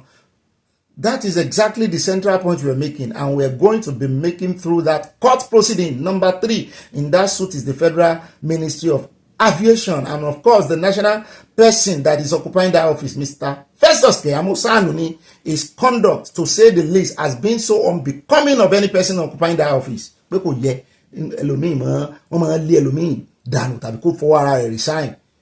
Only we are asking for an order of mandamus. We also joined the Nigerian Police Force, the governor of Akwa Ibom State, and the Attorney General of Akwa Ibom State, who are persons who should have acted properly and wisely to deal with pé àwọn ọmọ wọn náà fìyà jẹ bó jẹ́ pàwọn náà ní airplane wọn ní sọ̀rọ̀. Only we also join our section of airline operators of Nigeria who sat both as complainant, prosecutor and judge and gave a light ban. Of course, that light ban has been withdrawn, but the central issue is that Mr. Wasiu Kwamwan is walking the streets freely. It's a big slap on the rule of law. Odele Kiji, when he say on Nigeria faces alone, on the rule of law. The fact is that the suit we have filed is a public action, interest action. The issue, only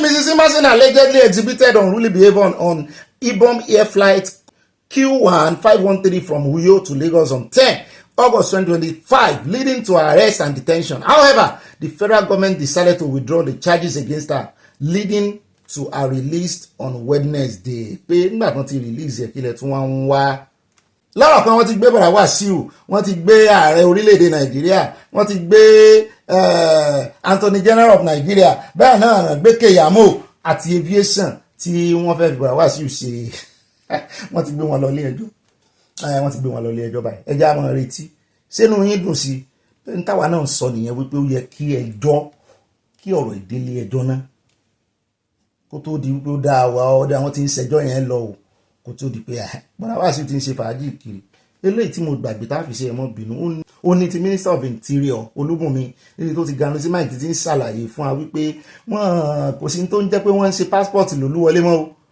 pé passport méjì tí Nàìjíríà táàrẹ Tinubu bá kó tó di pé wọ́n gorí oyè pé oríṣiríṣi passport méjì kan enhanced passport mo ní ṣe passport méjì Nàìjíríà ń lò ní wọ́n láàrùn wọ́n ní méjèèjì náà sì ń gbà wọ́n ní ìgbà míì tọ́mọ Nàìjíríà méjì bá tò sórí line ní airport different passport lè wà lọ́wọ́ wọn ló ń dá wàhálà alẹ́ wọ́n ní àti wípé passport yẹn ò wà registered nínú register the whole world àgbáyé bí ìgbà tí yẹn bá ń ṣe KYC wípé Nigerian passport rèé o wọ́n ní wọn register wọ́n ní gbogbo ẹ̀ làwọn ti ṣe lábẹ́ ìṣèjọba rẹ̀ Tinubu wọ́n ní gbogbo bọ́dà náà ti fi AI power station sí tó yẹ pé gbogbo ẹni tó bá wọlé báyìí òdọ́mọ Nàìjíríà yóò gbé profile yẹn jáde ibi tó ti ń bọ̀ ta ni ọ́ ló dáa tí USA ń béèrè lọ́wọ́ yín náà nù á mọ̀ wò pé torí bọ̀dá ìwọ̀n ilé ẹnu ti wọn ṣùgbọ́n ọ̀rọ̀ ti contactless yẹn wọ́n rojú tú ẹ̀ iṣẹ́ ìṣẹ̀bí wọn bẹ́ẹ̀ mi ṣe rí ẹ̀bí àwọn ọ́fíìsà tán rówó jẹ́ ń bẹ̀ náà fẹ́ frustrate effort wọn ẹ já gbogbo ọ̀rọ̀ wọn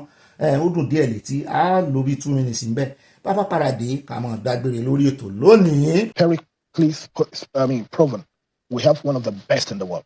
I can say that very clearly. In what sense? Number one, your air borders, that's your airports and co. I tell you today, when this government came on board, there was nothing like the API, Advanced Passenger Information. It was not available. API was a UN Security Council resolution as far back as I think 2006.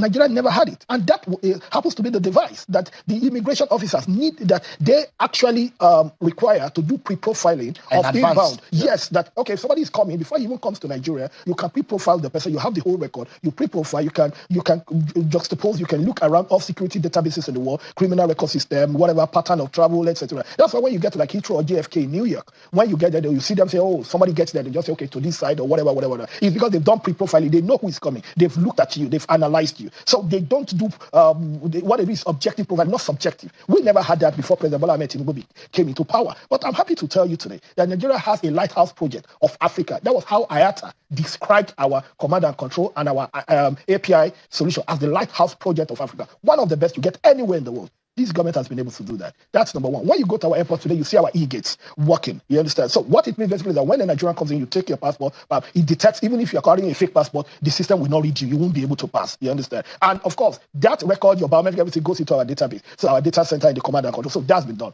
And also, when you also look at the whole security architecture, for example, with the PKI, the PKD, which determines the integrity of a travel document, that has been done by this administration. So what I'm trying to tell you basically is that when you look at requirements in Heathrow, in JFK, in Shanghai, any airport in the world, what you see is what you see in terms of our air border system in Nigeria. This government has been able to do that. Don't forget, I'm not sorry to say this. We came from a position where we never had the API, we never had the PKI, PKD for our passport, we never had the e-gate, we never had all these things 2 years ago. Has the integrity of our passport increased? Definitely. It was stated some couple of weeks ago. Yes, by even Henley's report, Nigeria moved for the first time, I think since 20-something. Because it was in the past, Nigerian passport is one of the easiest to clone or to duplicate or to forge. That is what I'm telling you, Shehu. So things have changed now. Things have changed because one, and I tell you, you are up for a wonderful surprise from the 1st of September, because part of the first things this government did, we took it to Federal Executive Council, and Mr. President graciously approved it in the Federal Executive Council. And what's that? There is no country in the world that you see that personalizes passport from multiple locations. No, that was what we inherited. With due respect. But today, you get to NIS headquarters in Soka, we have a multi-million-dollar personalization center built there, which has the capacity of being able to personalize about 14,000 passports per hour, not per day, per hour. So, and our full capacity as of today is less than 10,000 per day. So it means that even within 1 hour, we have that capacity. So in the embassy here, they print it in America, they send it to the because your passport is a security document. It's not just a means of identification. It's a security document, and it's a property. Your Nigerian passport were being printed in Oluwole easily. That you can get it done. All those features, all those things are gone because now we have a database, one of the biggest data centers in Nigeria, there in Soka. We have that already. I can tell you, our passport, when we came on board, we had 2 passport regimes. We had 2 different passports in circulation. We had the A series and the B series, enhanced and non-enhanced passport. That was what we had before President Tinubu came on board. So it means that if you go to an airport, I'm sorry to keep mentioning Heathrow or whatever, but mention any other airport, and then 2 Nigerians are on the queue. 2 of them can be carrying 2 different types of passport. But today, you have standardized it. There is only 1 passport we issue now all over the world, and that is the enhanced passport. That's the B series. Everywhere else, we have been able to harmonize that. So what does that do? What does that do for Nigeria? It's the integrity of your travel document. Does that protect the Nigerian person? But definitely, it's the integrity of your document. That's number 1. We came on board just 2 years ago. Our passport was not linked, was not updated on the PKI PKD, ICAO. One of the few countries in the world that couldn't meet. Break it down for our viewers who don't know the PKI. The PKI means public key infrastructure, and the PKD public key directory. The directory is where all passport certificate gets uploaded to. For ICAO, that's the International Civil Aviation Authority, for global referencing and verification. Nigeria was not there. So it means that to test the integrity of your at various points of entry all over the world was a problem. But guess what? Last year, this government did that to the glory of God. And Nigeria today, our passports are on the PKD. We have been able to meet ICAO standard. Minister Olubunmi, one of the politician. If you cannot beat them, you join them. Ṣùgbọ́n ká pata wàdà, ká patereti, minister ń gbìyànjú. Ó mọ̀ nípa technology gan. Asari yìí gate. Gbogbo ilé ìtàn sọ ìbá àti ẹ̀mọ̀túnmọ̀ rẹ̀. A rí gate. Ṣùgbọ́n tó wá mú sàwọn ọmọ Nàìjíríà ń káyèéfì ni pé nígbà tẹ́ ẹ ládùúrú eléyìí tẹ́ ẹ lẹ́nu tó báyìí tẹ́ ẹ ní àyátà ní the best thing kìíní kan light of Africa. Kí ló wá dé tí odidi US tí wọ́n gé tán jára ìyẹ̀ràwọ̀ yín wálẹ̀ láti 5 star wọ́n sọ di kò tiẹ̀ pé 1 star láti 5 years multiple visa ó di 3 months tó sì jẹ́ wípé ara ń tán complain náà sí rè pé ẹ̀ ní database security database kò sí nǹkan táwọn fẹ́ fi compare kò sí nǹkan táwọn fẹ́ fi dá ọmọ yín mọ̀ ní kò tí ì pọ̀sẹ̀ méjì sí ìsìn ṣé àárín ọ̀sẹ̀ méjì náà lẹ́sùn gbogbo lè àbẹ̀ ṣé tán mọ̀ kò tí ì yé wa o Minister Olúbùnmi ọ̀rọ̀ yín ò tí ì yé wa o gbogbo eléyìí mi rẹ̀ sì rò pé ó yẹ kí ṣe ń béèrè.